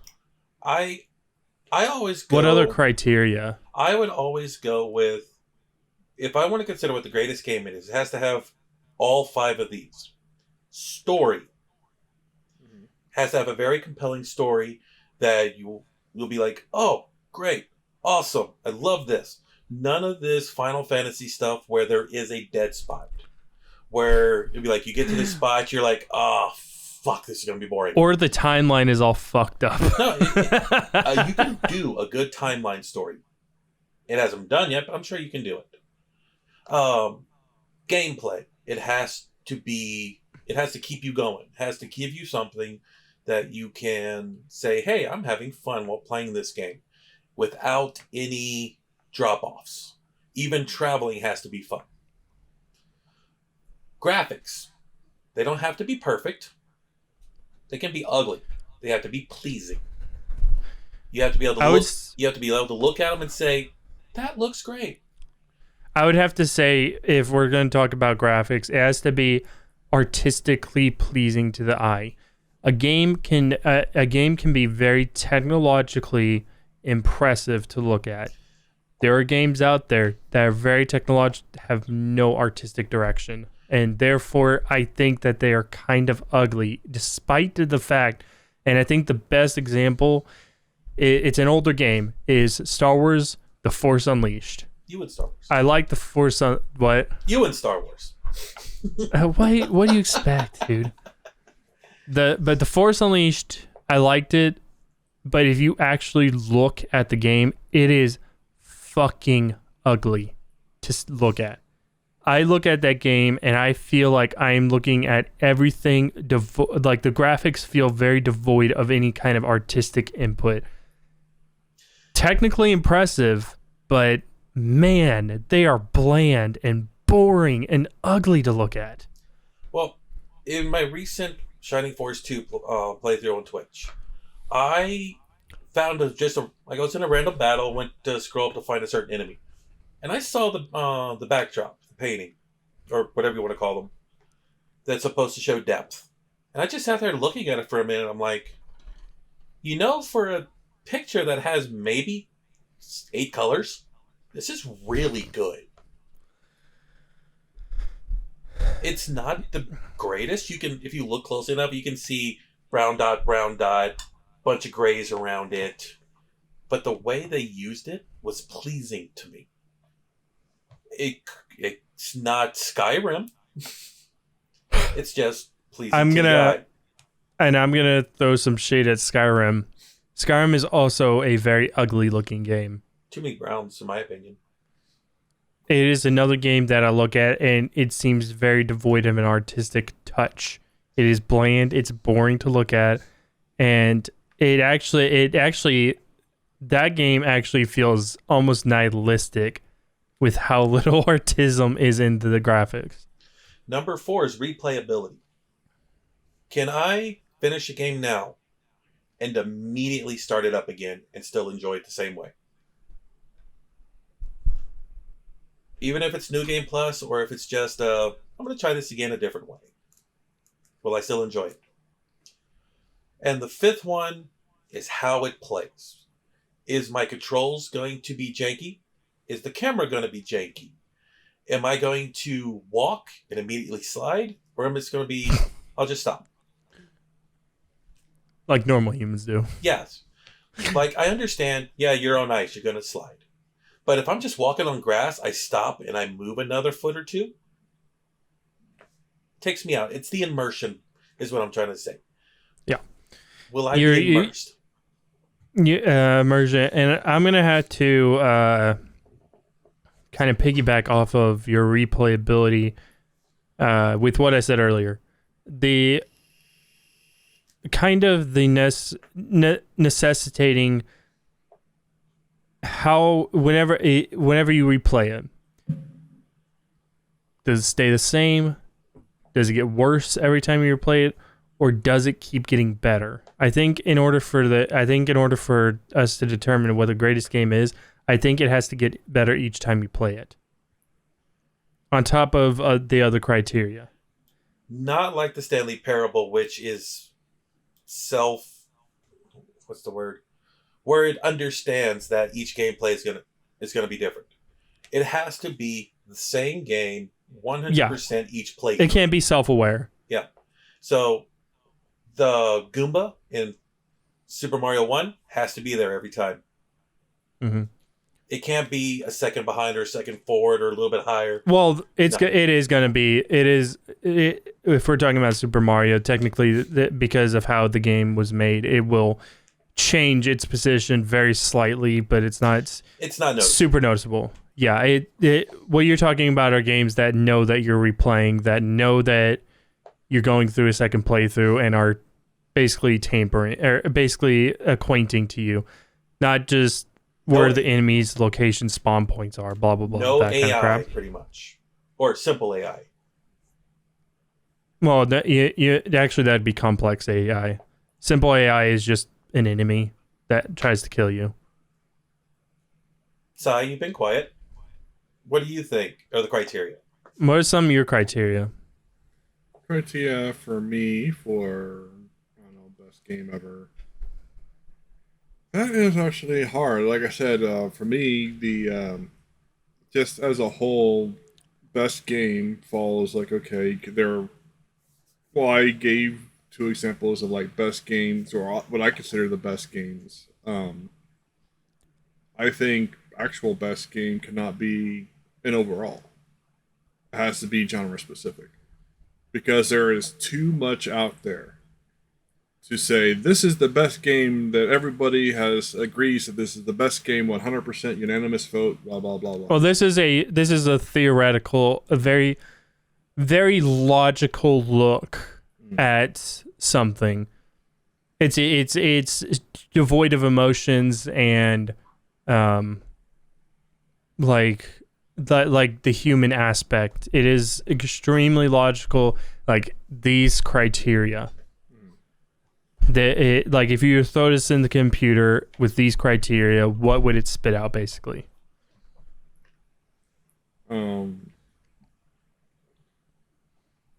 It has to have a good story. That's like the top one is good story. I think the best gameplay. I think the best way to actually phrase that is it has a compelling story. A good story can be anything. A compelling story will engage you. Hell, if you look at some of the original best games, there was no story. Did Pong have a story? Did Tetris have a story? Did Frogger have? Frogger did have a story. Story too, I think. But what I'm saying, yeah, Tetris actually does have a story. But if you heard me and my friends playing Pong, there definitely was a story there. I just don't know if the developers would approve it. So a compelling story. Gameplay has to be, well, you have to enjoy playing it, and and replayability has to be a big thing. And this is like replayability, not so much like what Flame was saying, like you want to jump right back into it. That borders on the addiction thing that we were having previously. Yeah. Especially if it is a long 100-hour game. I don't know what you're talking about. Let me. That's not a copy of Persona 5.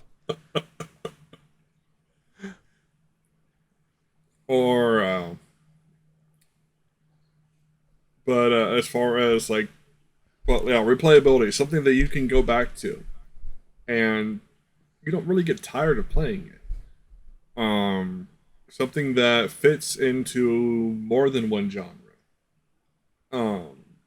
And every game that I think we have listed as far as best games has fit into more than one genre. It has to have at least two, if not more, genres that are attached to it. Because no single genre game is best of class type thing that I can think of. Yeah. Like, and I don't think there is anything such thing besides like Pong. Is a single genre game. It's very hard to find something that's single genre. I would say during the early days of gaming, there definitely were, like, Mario is definitely a platformer. Mm-hmm. Well, it says here it is a platformer. Frogger is apparently an action game. Like I would say during the early days of gaming, single genre. But as we've progressed, as things have gotten more intricate, more money has been made available to both developers and publishers. The gaming industry has boomed and grown and become more mature, to the point that it's bigger. It's as big or bigger than the movie industry at this point. We have kind of developed the sensibility that a single genre game will never exist again, because it's harder for a writer to take a story and throw it all into one specific little tiny box. And if anybody that's written a movie, you'll know exactly what I'm talking about. I myself am a writer, so I know that you write a little bit. Flame, I'm not sure if you write, I've tried. But being a writer for my web series, it is very hard to put my writing into a little one genre box, because people are three-dimensional. You can write a two-dimensional character. It's very easy to write a two-dimensional character, but people as a whole are three-dimensional, and we can't put our own style into a box, into a singular category, because it just ends up veering because we're human. So I think that's the reason why. It's also probably why games that were previously considered some of the best games ever made were single genre, but also didn't have a story. For instance, Pong. Pong literally doesn't have a story. It's just two paddles. It's two paddles. It is technically a sports game. Mm-hmm. One of the first games ever made is a fucking sports game. The original was a strategy, but you notice there are no NHL or Madden or anything else on that list. The first not the name of a player, not the name of a coach, name of looking at it, the very first name on this list was in 1987, and it was Mike Tyson's Punch-Out. Yep, that was a good game. Another influential game. That is the first with a name. Yeah. So, question, Sam, is Persona 5 an RPG with social elements or a social game with RPG elements? Oh God! It is a slice of life social simulator that has a dungeon crawler RPG stuffed inside of it.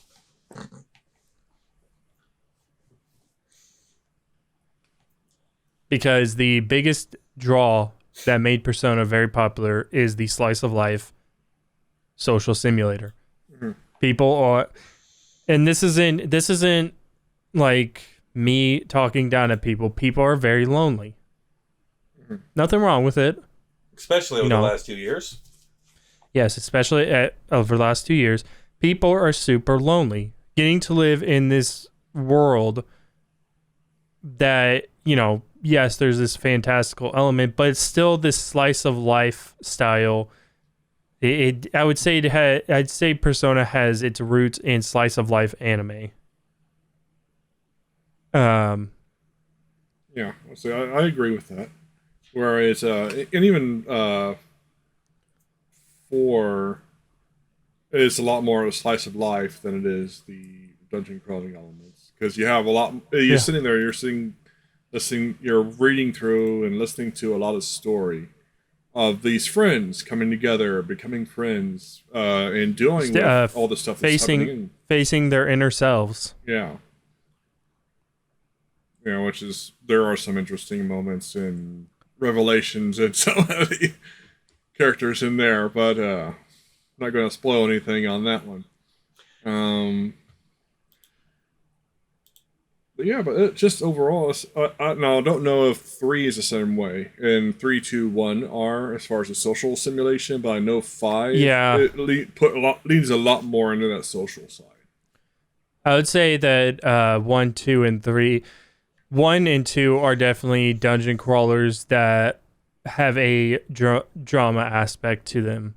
Mm-hmm. More of this kind of dramatic high school life kind of deal without the social sim aspects. 3 did introduce that, but you can tell that it still has a lot of the Megaton blood. It was really 4 that kind of brought that in, and 5 was just the progression of that. But do I think Persona 5... from an analytical standpoint, is the greatest game ever made? No. Because from a personal standpoint, I would consider it'd be, like I said, one of my greatest games ever made. I have 1,000 hours in that game, and I've done so many different playthroughs that I'd be lying if I said that it wasn't one of my favorite games. Mm-hmm. So you have 1,000 hours in most Star Wars games too. I only have over 1,000 hours in 2 Star Wars games. But I think that if we're from a strictly logistical analytic standpoint, it is not. There are a lot of issues with Persona when it comes to the criteria. The graphics, it meets up to. Those graphics, oh my god. You want to talk about pretty without being technically impressive? I didn't even say graphics on my list, so... Do what? I didn't say graphics on my list. I don't care how it looks. No, I'm talking about Flames criteria. Oh, yeah. We're basically combining all of our criteria. Flames criteria, that game is going to last several generations and still look as good as the first day that you bought it. Mm-hmm. It just has a timeless look to it. It will never age. It'll never look bland, anything like that. Unless you play it on PS3. The game... That's just resolution, dude. Yeah. Resolution is not graphics. Graphics is what's inside of the resolution. I think where it would more fall flat is on both replayability and gameplay. It's not going to be replayable for everybody. And not only that, I think the gameplay aspect of it, not everybody is a big fan of turn-based RPGs. Some people vehemently hate turn-based RPGs. I think that's why Final Fantasy VII Remake appealed to a lot of people, because you could do either or. That's why people like 12, because yes, it did have some turn-based with the active time battle. But you can move your characters around. You can jump, you can move, you can run, like, throughout the battlefield. And people enjoyed it for all 140 fucking hours. Now, let me present... Very close, so yeah. Let me present an interesting one to you guys. I talked about it earlier. What about The Legend of Dragoon? Underrated. We already know that's underrated. We agreed on that. I cannot tell you that if it is the best game ever, because I've only got about 30 minutes into the game. No, I wouldn't say it's the best of all time, because I think my Valkyrie Profile games are better. But they're a lot more simpler. Now, for a straight RPG, it's in top 5. But I wouldn't say it's the best. From an analytical, logistical standpoint, we're going based on our criteria. Not we're taking the human element out of this. Yeah, it would be number 3 in greatest if I had to choose in just the RPG standard. Well, that's what I mean. I'm not talking about the RPG standard. I'm not talking. This is like I told Sai. If we plug this criterion, the only reason why I'm saying The Legend of Dragoon is because I can think of one thing as to why it's not. And that is, again, replayability. I was going to say, it's ugly. It has not It aged. is also that. It has not aged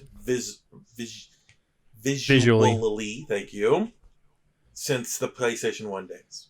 Now, if it got a remaster with 4K graphics and updated graphics like 7 Remake, then I think it would be up there as one of the greatest games of all time. I actually said there might.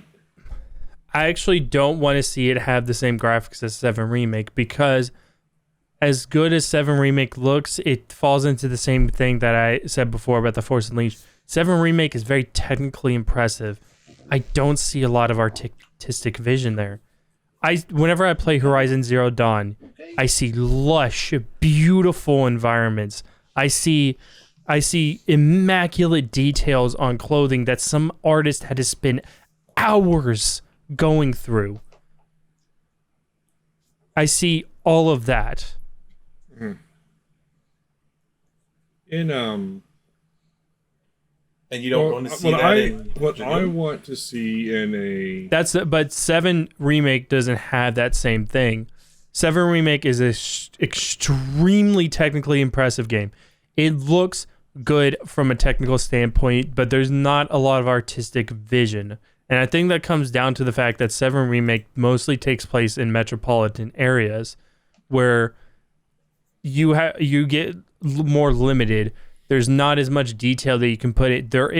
You can do it, but it is a lot harder for an artist to take a look at this, trash.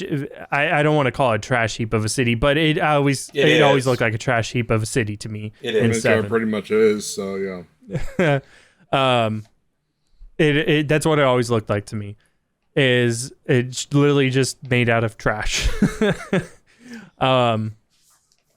And it's hard for an artist to take a look at that with its browns, grays, and muted colors and go, I can work with that, as opposed to, like I said, with Horizon Zero Dawn, lush, beautiful forest, lots of like extravagant clothing that these characters wear. It's a lot easier for an artist to go, I can work with that. And that's why Horizon Zero Dawn has very dynamic artistic vision. Now, Horizon Zero Dawn suffers in other areas. I don't think the story is the best. It definitely feeds into like this power fantasy.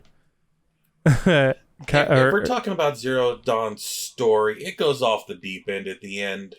I did a full playthrough, and I'm like, it builds. It's like, wait, what? No, it doesn't go. It goes builds, left turn.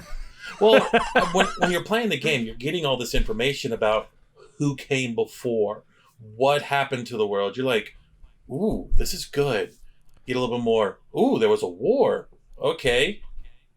So you killed everybody to save? What? That's what I mean. It's like build, left turn. Oh, it did a full 180. It did left turn. Then after you realize, okay, world's dead. You have 6 people left. Everybody's in embryos and crap. The world's richest man just killed everyone again? Prevented knowledge? Back out this way. It's like, what? I haven't played Horizon Forbidden West yet. Neither have I. Though there is something I saw. Someone did a video on minor details people get upset about. And Horizon Forbidden West has one issue everybody's upset with. And they've been upset with it for years. Decades even. Hair physics. No game has ever gotten it right. It clips through the body, or it's solid like you used an entire can of mousse per day. No one can do hair physics, and everybody's upset with it. I was actually teasing someone who does VR models, VR chat models, because they've actually got it now to where the collisions work correctly. And they just don't do that, so it clips through the body every time the head moves. It's just like, you can fix that, right? Well, yeah, I just don't want to do that. It takes all that extra effort. But now the single strand bullshit hairs, they go flapping back and forth and shit. Now that's going to be a pain in the ass. Well, so in any code base. As much as I'd hate to admit encoding, Final Fantasy: The Spirits Within, the movie, did hair perfectly. Well, that's a CGI movie. Take the same graphics over. It doesn't age well. It does. It does not age well. Live Flame, it doesn't rendering work does like not that. Work the same way. Yeah, it does not work like that. Maybe in 50 years, when the singularity and the AI has determined that all technology is what must exist and humans are irrelevant. Organics are irrelevant. You're weak. Well, we're starting to see that in Japan. 50 years, we're going to all be cyborgs. But, anyway, back to what we were saying. We are the Borg. Resistance futile. Sorry. Like, if we're talking, if we need to go off of what influence and replayability and everything like that, replayability it's really, really, really hard to find a game with like excellent replayability. Well, it's not hard to find a game with excellent replayability. It's hard to find a game with excellent replayability that also hits that other criteria. For instance, Power Wash Simulator, House Flipper, very replayable games. But it's just they're just simulators. That's all they are. They're not. I wouldn't say that they're bad, but they're not that great of games either. They're pretty basic games. I would have to say, if you wanted the perfect criteria, you actually have to look into the negatives. Addicting games. Overwatch fits every criteria in my book. It doesn't, though. It's pretty. You can replay it. It's fun every time. Well, depending on the people against it. The controls are pretty easy. And you stay invested in the entire time. But it doesn't fit every criteria. There is no compelling story inside of Overwatch. Not yet. I mean, the same thing could be said for Fortnite. Same thing could be said for Among Us. Fortnite's trash. Let me just say that. There was a story for Fortnite. People just forgot. I don't give a shit about the story for Fortnite. If Fortnite is a trash game, it's not even close to the top tier. There's two different Fortnites. You have to remember this. I know that there's two different Fortnites. Both of them are trash. For those of you who don't know, we have Fortnite Battle Royale, Fortnite Zombie Horde Mode. The Horde Mode was the story. Both are trash video games. And actually, there is. What do you think about The Sims? What criteria did those fill? Well, the story is they what would you die. make it. Yeah, they would not have a compelling story because there's technically no story. Yeah, it's a build your own story. You have to have a good imagination for that. Yeah, and not everybody does. Build your own story and it has a story? If you want to call it that. It's not compelling. 15-minute info dump at the end. So, Minecraft has a story. It's not compelling. No. Though, honestly... FNAF. Fuck off. That's a story that's really compelling, but the gameplay sucks. No one knows the story. Even the creator of FNAF doesn't know the Nobody. story. I think you're confusing. I think you're mixing up confusing with compelling. That story is confusing. Honestly, Nobody I think understands the story. I think he's just messing with people now. What, you think he's trolling? Yeah, I think he's trolling people now. Because MatPat had the perfect storyline. Next game, it's like, no, throw it out. He literally just crushed MatPat's theory. And then MatPat's like, okay, this is what it is now. Next game, nope. I think he's just fucking with people now. Well, he's officially out of the series now, so it doesn't matter. But it is really hard to find a particular game that would be able to nail down to those criteria simply because of the fact that those criteria are so stringent that to do it, you would actually have to take 5 different games and like Cram them together. Just literally be like, how many genres in a single game have you seen? you want to get real here? Grand Theft Auto is actually one of the most all genre inclusive games. It is a racing game, it is a third-person shooter, it is an action adventure, and it is also a open world game. What game has the most genres? Let's see if there is one. You keep talking while I look for this. That's why I was like, okay, Minecraft has everything. That's why I was like, Minecraft has everything. But it is. Like, I don't say it's like, I don't think it's the best game ever. But I don't the think one that it has all genres. But it's one that I think has a lot of replayability. The controls are simple. No story. Well, at least minimal story. Until you get to a certain point anyway. And even then, the story is context clues. It's not really written. Okay, it's not compelling. So, in order to make a complete genre, or make it something of a genre, it has to take most of the game. You can't have, say, an RPG, and suddenly you have a turret section and call it a first-person shooter. You can't have an RPG continue on and, oh, there's a racing section. It has to consist of the same thing. Like, I could say Final Fantasy XIV. It's an RPG. There's a racing part to it. There's a game where you have a rail shooter. There's another one where it's a platformer. Those are just side things. It has to be the main part of the game.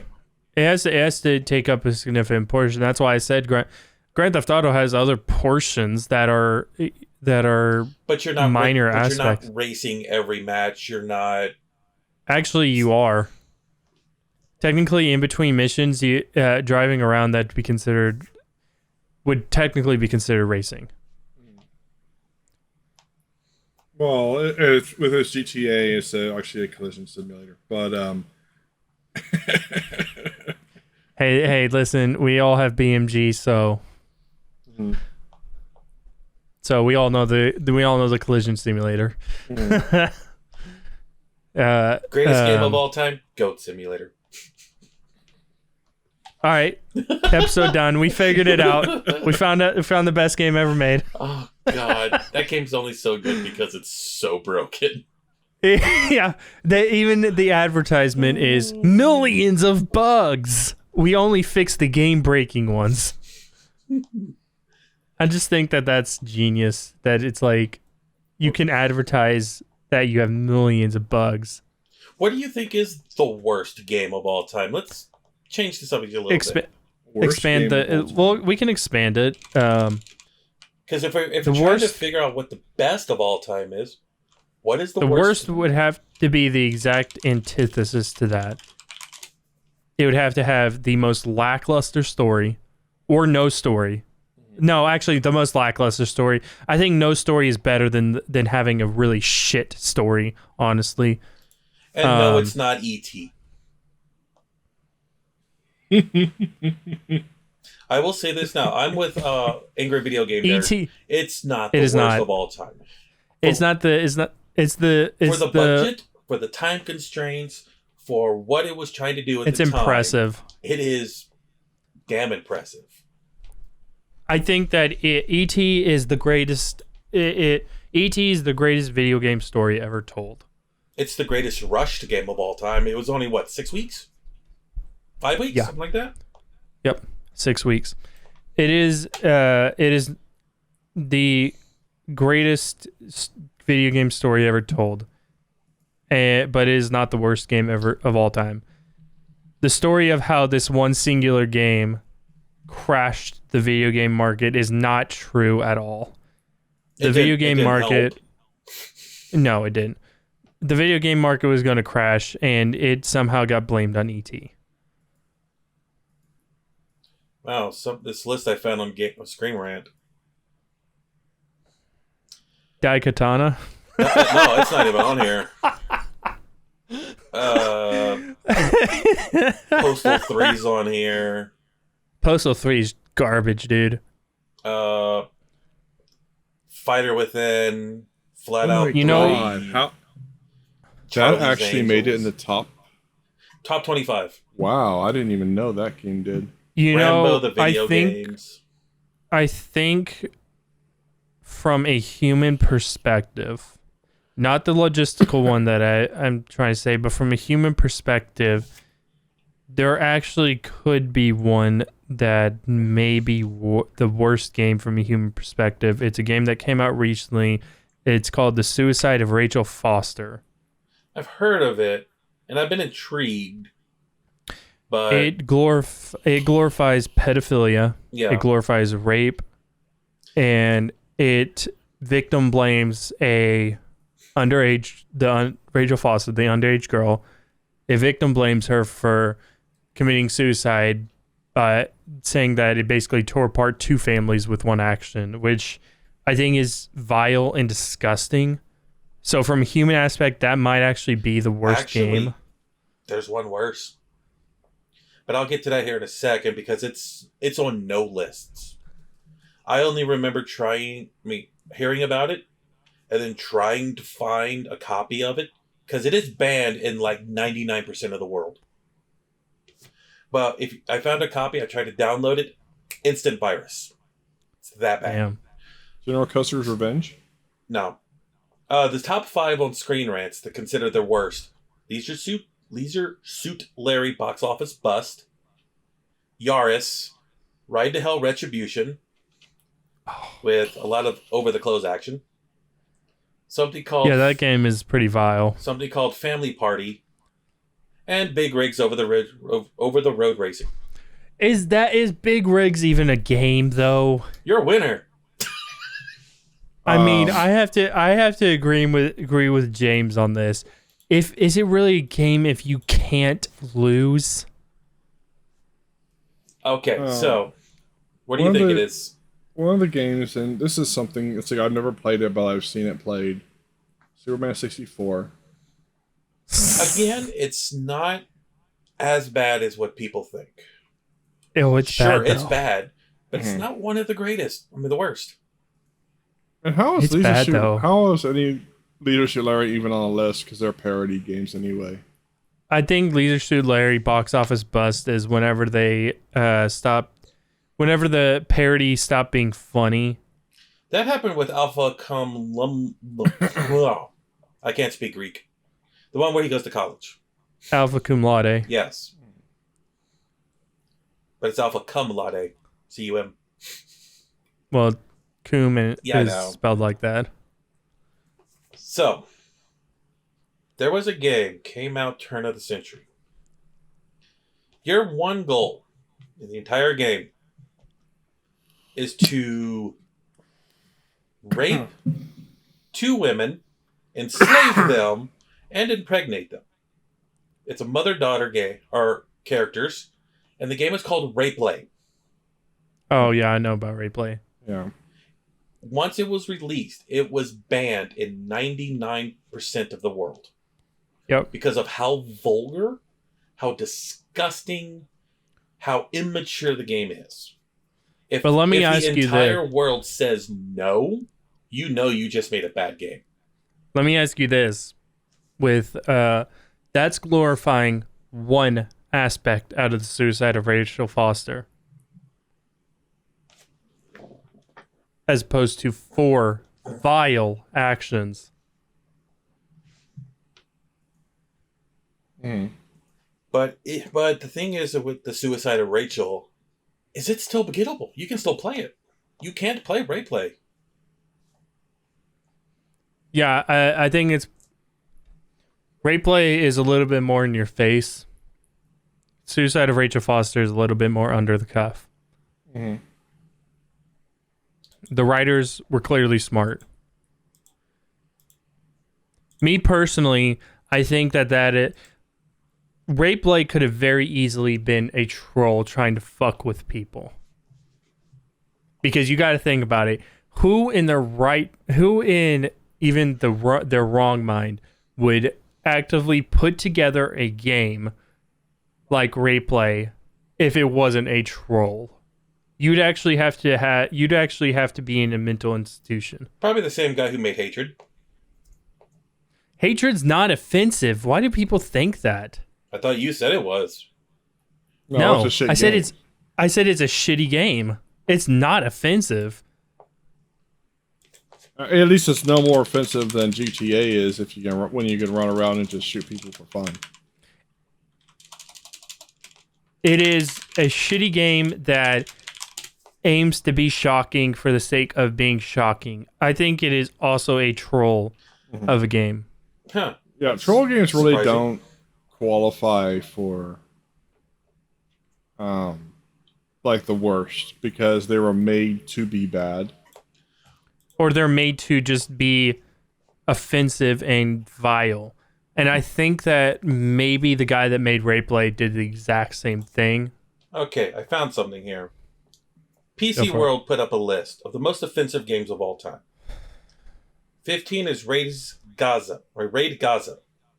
Something to do with the Gaza Strip. Venture-style logo over the Israel fields. Clicks, go raid them. I would bet there is a Zelda game that's one of the worst of all time. Virtual Jihad. We're not talking about the one of Gamelon.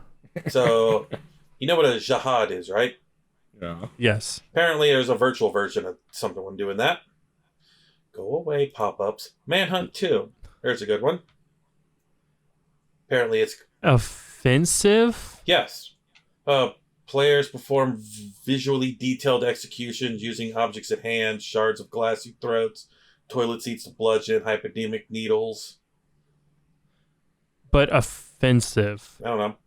Number 12, Muslim Massacre, the game of modern religious genocide. That actually is a troll game, believe it or not. Number 11, The Torture Game 2. So bad they made it twice. Operation... Probably enough night traps on these lists. This is only number 10, Operation Pedo Priest. I think you get what she says on the 10. Oh, I remember this one, JFK Reloaded. Troll games, specifically. JFK Reloaded actually is not a troll game. It is a game that was done for a good reason in the worst way possible. Basically, the developer actually said that his entire motivation was to prove that Lee Harvey Oswald could not kill JFK. It was in poor taste and done really badly. He could have done way better at pushing out a game that went into why that couldn't have happened. It's offensive, yes, but I think it's accidentally offensive. All of these games are Americans. Let's jump to Japan. Battle Raper. A perverse game from Japan celebrating sexual assault by a company responsible for rape play. Battle Raper and its sequel. Number 7, Resistance. Ethnic Cleansing. There's a big name one. Yeah, that one actually is actually made by a racist group. Number 6, Super Columbine Massacre RPG. Number 4, Custer's Revenge. I'm not going to even just let you talk on that one. Because that one is in very poor taste. Custer's Revenge. It is in really poor taste, but... Columbine Massacre? No. It's poor taste. No, you said Custer's Revenge. I said number 6, Super Columbine Massacre RPG. Not letting you guys talk about that one, because that's so poor taste. Oh, yeah. Well, no, we were talking about Custer's Revenge. Yeah. Custer's Revenge is just like... I skipped one, actually. Custer's Revenge is in real poor taste, but it's like so kind of stupid. It's kind of a funny poor taste, but yeah. It's so stupid that you're just like, should I be offended? Right now, should I? I'm not sure. Should I be offended? I skipped one. The V-Tech Rampage. Yep, not talking about that one. Number 3, Replay. It's hard to describe the Japanese-only Replay without throwing up in your mouth. A male character stalks and eventually rapes a mother and her 2 daughters. No, it's not ironic. It's extremely detailed, fetish-specific rape simulator that invites you to engage in forced intercourse with up to 3 women at once. And that's putting it lightly. I'd like you to look at number 1 to what they... I know. As to what they think is the most offensive thing. It's probably because of one specific thing. Number 2 is Bone Town. The video game. I've actually played Bone Town. It's... Number 1. It's not offensive. No. It's just stupid. Call of Duty Modern Warfare 2. 2 words, no Russian. Yeah. Which, I mean, yeah, offensive, but most offensive game ever made? Gonna have to dispute you on that one, PC World. Most of Modern Warfare 2 is very unoffensive, and even No Russian is a little bit blown out of context with how offensive it is.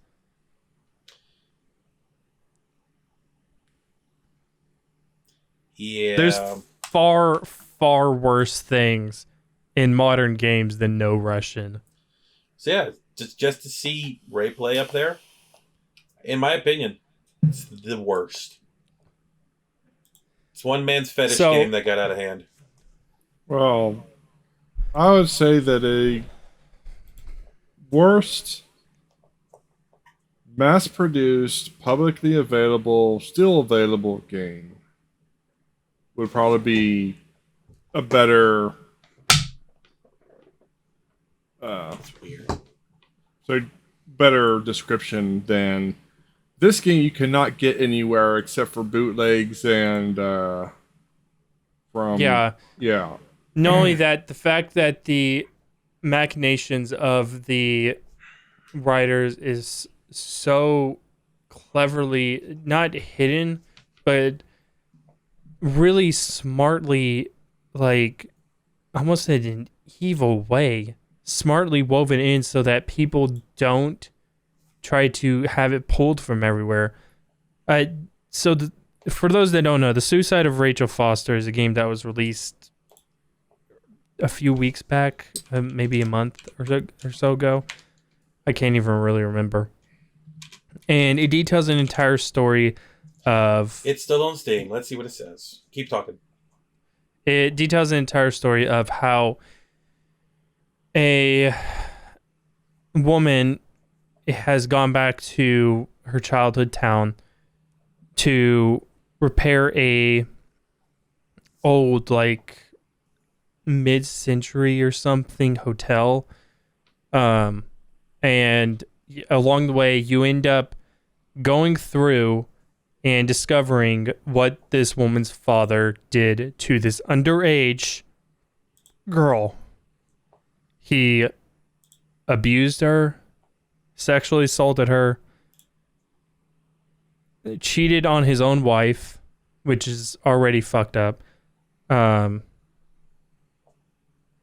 this girl was also the main character's friend, apparently. Okay. So Lord knows what the hell happened. I just found a very detailed review on it. Actually, it's very well rated as far as the game itself is very well rated. When I look at reviews, I always look at the negatives. That's the first thing I go for.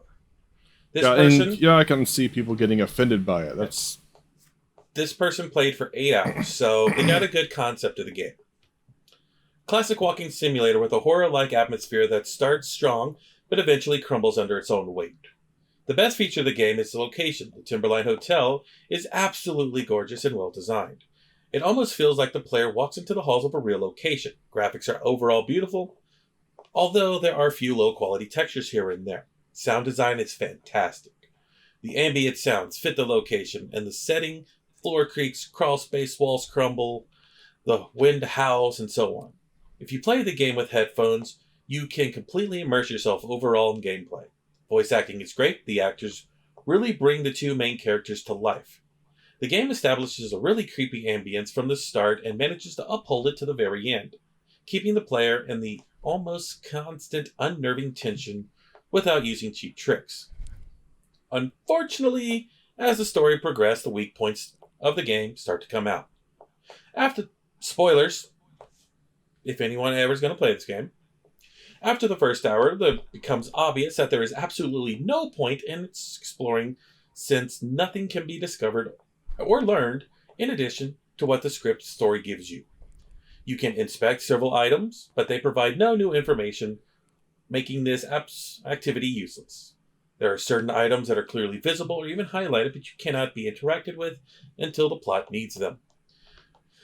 The hotel turns out to be underutilized, a 3-story building where most of the rooms are inaccessible, and a player is confined into the hallways, the stairway, the first floor, and the basement. The locations are not included in the plot, can be completely avoided, which is such a shame since it is so well designed. Another weakness is the mobile phone. The verbal communication between two characters becomes effusive? Anyway, which not only shows progression, making the player wait until the conversation is done, but even goes to the detriment of visual communication. Games, especially walking simulators, should show, not tell.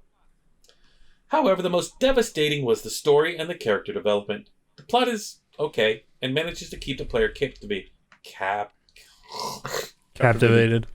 I just slurred. I know it is captivated. There are subtle signs that are not what they seem, and some not so subtle, like misflattery. Strange things start to happen, but then the whole story gradually becomes weird. Somehow, nobody wants to address the illicit relationship of Nicole's father and Rachel, and the game even wants to justify it as pure love. None of the characters are likable. The only exception is Rachel, but she is basically reduced to a plot device. The player character, Nicole, changes her personality twice without any explanation. This is partly caused by the episodic nature of the plot. She also acts dumb. For example, there's a plot item on the top of the notes saying breadcrumb, yet she does not seem to understand what it means. Her father is presented as a misjudged victim instead of the manipulative person who influenced not one but 2 minors. His obsession is culminated in the act of using his last message to his own daughter to lament about Rachel. The fact that the mother is blamed for everything and the father is acquitted is hard to understand. The ending feels unfounded and forced. The climax and the final C is separated by a fade to black. And why Nicole gets into this situation remains unexplained. So here's where it becomes, like you said, they really do. They try to frame this as a consensual romantic relationship, which, as we know, underage minors cannot consent to adults. Adults have the power in that situation. Whenever there's that amount of a power difference, particularly between a 42-year-old man and a 16-year-old girl, which is the ages of the characters in the game, it is sexual assault, particularly sexual assault of a minor. And it sort of glorifies this aspect and makes it like seem like there's all this like, oh, it was all sunshine and rainbows, and they never give Rachel a voice, like Flame said in that review. I found another one which is easier explained if you don't want to talk about it. It goes into detail. No. We're fine. And the problem is that the main character, Nicole, I actually did forget her name, sort of justifies what her father did instead of damning him. And at the very end, they opt to have Nicole decide that she can either commit suicide or go to the police. Now, to try to take a guess, guys, as to which of these endings is considered canon and the good ending. I would say the suicide was the good ending for her. And that instead of going to the police because they want to justify it. Let's see what the positives say. Why are there so many positives? Yes, you are correct. The canon, what is considered good ending, is that she commits suicide instead of going to the police with all this information, which is what a normal person would do. A normal person with a normal brain that just found all this shit out. Hey, my dad used to rape this girl. My mom looks like she killed the girl, threw her off a cliff, and proceeded to kill herself. Let's go ahead and take this to police so that, we can have it determined not to be a suicide. It is a murder-suicide. Wow, but, these are... Okay. But the writers, and listen, you can make the argument separating the art from the artist, obviously. But whenever, and I watched a review over the game, and they said whenever a character has a particular trait that no other character has, regardless if it's nasty or whatever, that's a character trait. Whenever every character has this particular trait, or they commend this particular trait, that is the writer's machinations coming to life. For instance, we see that a lot in Hollywood movies nowadays, where we see a lot of political drama being drummed into characters, a lot of propaganda being said. If it was a particular aspect of one character, that's the character's motivation. That's good writing. Having a character motivation. Of course, there's always going to be a little bit of writer in the character. That's just going to happen. But you can obviously write a character completely separate of yourself.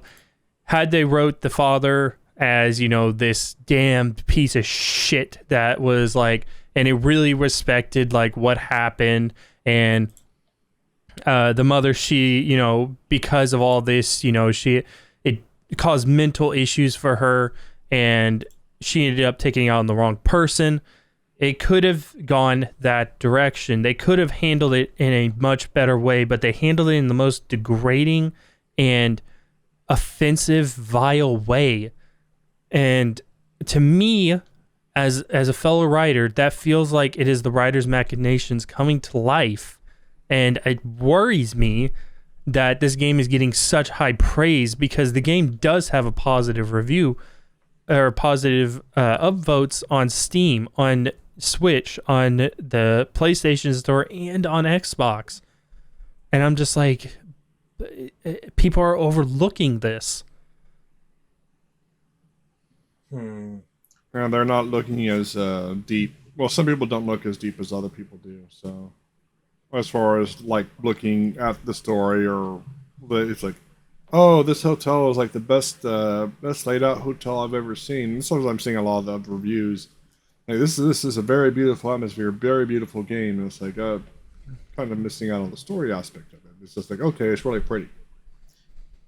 Here's a middle of the road review, and it plays both sides here. Personally, I enjoyed the game. It will make you feel uncomfortable and unsettled. The story revolves around a woman going back to her family owned hotel that holds an incredibly dark secret. At first, the protagonist wasn't very likable, but as the story progressed, I was able to put myself in her shoes and understand her more. There were times where I found the map to be unsettling and creepy, a bit nervous to go into certain rooms and turn a corner. Further you go, the more the story unfolds and shrewd lore. The further you go, the more the story unfolds and shrewd lore. It's a good one. The gameplay is very simple and easy to understand and catch on. The dialogue and voice acting is genuine and real. The animations and graphics are incredible. I would rate it a solid 8.5 out of 10. I think this game moved me in a way I won't be able to forget.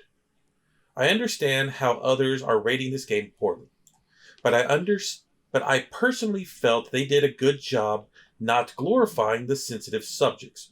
Rather, they make it feel more real, which makes it uncomfortable. There was no apologetic behavior towards the bad people and actions in this story. However, it does have an incredibly sensitive subjects, and if you are not comfortable with gameplay surrounding them, do not play this game, as it can be triggering. I don't agree with that. Listen, I've played games with I played Life is Strange, and there is an entire section of that game where Kate is about to jump off of a roof, and you have to save her, and it's handled with real care, because that is a triggering subject. Yes, it is. There's a lot of triggering subjects in Life is Strange, though. So yeah, there are, of course. But would you really consider a game with highly sensitive subjects bad? It's not that it's highly sensitive subjects. Like I said, they could have gone down the road had they damned the characters in all these different ways. Like, it's the fact that it is glorified. Literally, you'd have to see the game to know what I'm talking about. It is disgusting how they frame it in this like, oh, they were in love kind of way. It's like, no. The father is a grown man, and he is having sex and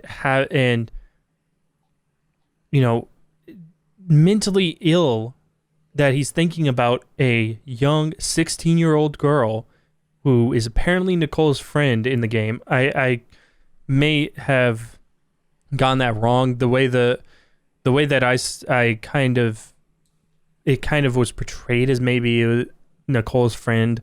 But the way it's just this nasty portrayal, had they damned all the characters, saying either have it via Nicole or the guy on the phone who's Irving, I think is his name.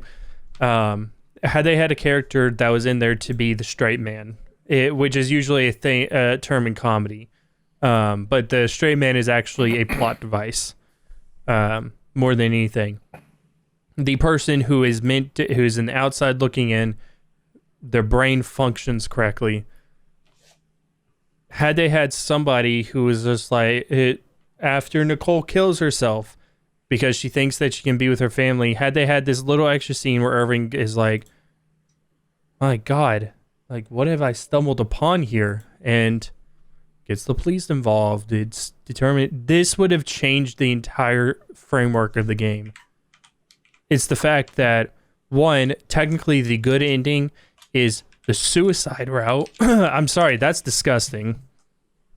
Suicide is nothing to be glorified or joked about. It is a very tragic, horrible thing that happens.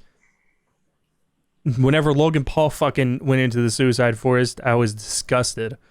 And the fact that, here's the other thing.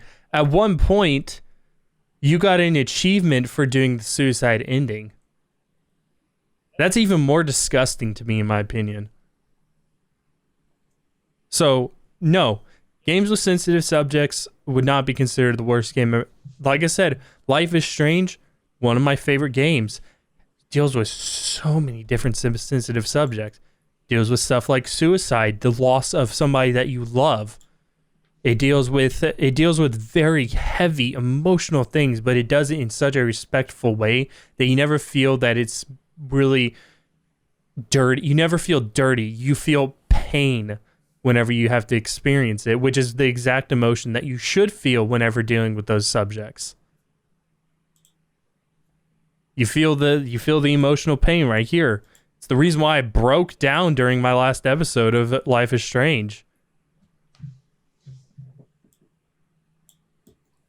So I think that, me personally, this game that is getting this high praise right now, that is somehow able to cover its ass, is much more vile than Replay, and it from a personal standpoint, it is probably the worst game ever made. Custer's Revenge is offensive. Replay is offensive. Battle Rape, I haven't heard of it before. Probably very offensive. The racist games, Postal 3, Postal, they're all offensive games. But it's the context of it's if it's in your face, the shock value starts going away. But whenever it's this like dirty little hidden thing, it's like, that's gross. I'm sorry, but that's gross. So yeah, I do think that it's probably one of the worst games from a personal standpoint. Now, we can shift focus if y'all want over to. This has been a long section I was of gonna us say, just let's talking. get on a nicer topic and back to the best. With those in mind, what's the opposite? Or just the worst game from a logistical standpoint. What is a just shit game? Nah, because I actually think I might have figured out my favorite all-time game. Was that? Took me a while to figure it out, but I want to hear your guys' first. Let's calm the mood. Bring it back. What do we think that your favorite game is? No, what's yours? We already gave ours. At the top. We got this an hour ago. We were waiting for yours. Go back to 1989. Replayability. Graphics for the time were non-offensive. Fun. You can play with multiple people. Game changes every time you play it, or sort of. The game is called Gauntlet. I remember Gauntlet. And it's not one of those, oh my god, I died, this game's bullshit. It's like, that was my fault. Let's try again. And you play again. I fucked up. And you play again and again. In the arcades, I fed so much money to those systems. But there really is no story. It that was what I was about to say. Need one. But in order to fit our criteria, it has to have a compelling story. Let's find out. Does the original Gauntlet have a story? It doesn't. It's not that it has needs food badly. It's not that it has whether it has a story. It has to have a compelling story. Does it have the dramatic rise and fall of the 3-act structure? Okay, here's the story of the original Gauntlet. Oh boy! Black clouds swirled over the hands of the chosen. The 4 have come this far, but only 2 could continue. Oh god! The portal to the deadly challenge awaited. Are you sure you're not talking about Highlander? Nope. The forbidden screams rose up from the gauntlet. Morak, the evil one, crackled in glee as he watched the intrepid warriors prepare to enter his most terrible gauntlet. He knew they would never reach their goal. The sacred orb will remain forever imprisoned in the lowest level of the gauntlet. Without the sacred orb, Morak knew the mortals that inhabited Rindar would be helpless against his evil magic. Morak had plundered the lands and hidden all his booty in the glory. God, there's something burning in my eye. He garrisoned his henchmen in the gauntlet to guard it. There are ghosts, grunts, demons, sorcerers, and even incarnations of death himself. But could the sacred orb be in the gauntlet? No mortal knew for sure. If nothing else, the warriors could retrieve the treasures of Rindar that Morak had plundered and stored in the gauntlet. If only 4 warriors could all continue on this, their last leg of their quest. Alas, the portal only allowed the passage of 2 mortals. The warriors needed help. Chosen from among the 2 shall continue. Become Thor the warrior, Thyre the Valkyrie, Merlin the wizard, or Quester the elf. The fate of Rindar is in your hands. Oh, is it the wording or is it how he's saying it? Probably it's the story itself. It's so overcomplicated. It's 1987. Okay, it's so overcomplicated. I feel like I just listened to the script to a B movie. I'd watch it. Oh, Jesus. The other games get worse. I just saying that. I would say that's an interesting story. I would not say it's compelling. I was laughing during the entire time. If that was made into a movie, I would probably die of laughter. Honestly, it's on my white whales list. Games I've never completed. There is one, two. I think there is a game that's free to play that accounts for 2 of the 4. As far as like great games that have replayability. The problem is it doesn't have graphics, and it. So no graphics. How does it not have and graphics? The game and the controls they take a while to learn. But how does it not have graphics? It's Dwarf Fortress. It generates a brand new world with a full history every single time you start a new game. But it has your graphics. story. Like thousands of years of story. He's asking why is there no graphics? Well, it's graphics, but it's text based. Oh, you ever played? But is there a graphical element? Is what I'm saying. Sort of. It's like you're playing with like blocks on a screen. That's a graphical element. So it's very 2-bit. It's very 2-bit. It's It looks like you're playing in a. Well, actually, you probably are playing in a command prompt telnet type screen. But it's still a graphical element. Even text-based games have a graphical element. Mm-hmm. Text itself. Yeah, so it has a graphical element, but it's like low. Even though the game is still being developed, oddly enough. God, how many gauntlets are there? We played the newer one together, I know that. Yeah, I might actually have to do a series playthrough. What the fuck? How many are there? Okay, so next week we will talk about some hidden gems in the gaming industry. And go through that. But of course, guys, you can always find us at our Twitter. We have an official Twitter.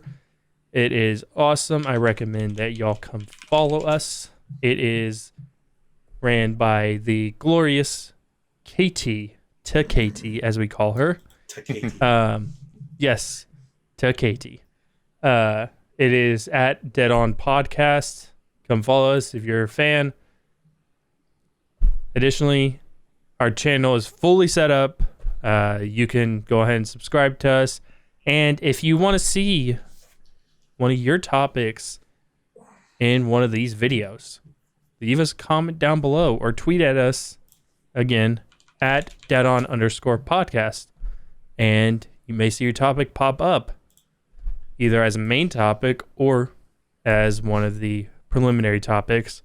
But anyway, you can go ahead and find these guys. Go ahead and tell them what you do, guys. Oh, I guess Flame? I'll start this time. You can find me on Final Fantasy Theories, where I go through multiple theories. If you want to hear one from Final Fantasies, who is Squall's father? Is Tifa Zell related? How is there a Sid in every game? You name it, I'll do it. You can find me on Flame Inc. INC, not INK. It's a different channel. I play just whatever I want. Do not request games because every time people have, they have not shown up to see them. Find me on Twitch, Flame Inc. Live. I am doing the Shining Force Challenge. It is almost over at the time we're speaking. That's twitch.tv/The Hidden Flame. I actually don't know my own Twitch accounts. Flame Inc. Live. That's what it is. FLAMEINCLIVE. I stream every weekend. And his YouTubes are youtube.com/C/Hidden Flame and youtube.com/C/Flame Inc. Live will be down in the description box below. Sai, go ahead and take it off. Let them know what you do and plug yourself. All right. You can find me on Twitter at SciSpike84, and you can find me on YouTube at SciSpike Gaming. I mostly run a gaming channel, though I haven't done too much on it recently. I do have probably a good 500 videos of backlog, though, so if you want to see what I have done before, most recent is non-commentary stuff. You can check it out there. The video that Sam was speaking of earlier, where I was making fun of the face of the Mass Effect Andromeda. It is in there somewhere. I cannot remember where, but it is in there. You can go to the search, type in "what the face," it'll pull it up. Yep. And that's pretty much me. I don't have a extended list of networking stuff, so. And you guys know I'm Sam KIA. You can find me on YouTube at youtube.com/C/SamKIA Gaming. Additionally, I post more often to my Star Wars channel where I do Star Wars theories and games. Currently working on no commentary, let's play style walkthroughs. And that is youtube.com/C/Jedi Master Pro. Additionally, you can also find me at my Twitter. It is, of course, twitter.com/@Sam_KIA. And on my main channel, it's currently undergoing a branding change. I am looking to focus more on tech, though I have had a backlog and commentated video game style Let's Plays. If you are interested in any of that, make sure to check us out.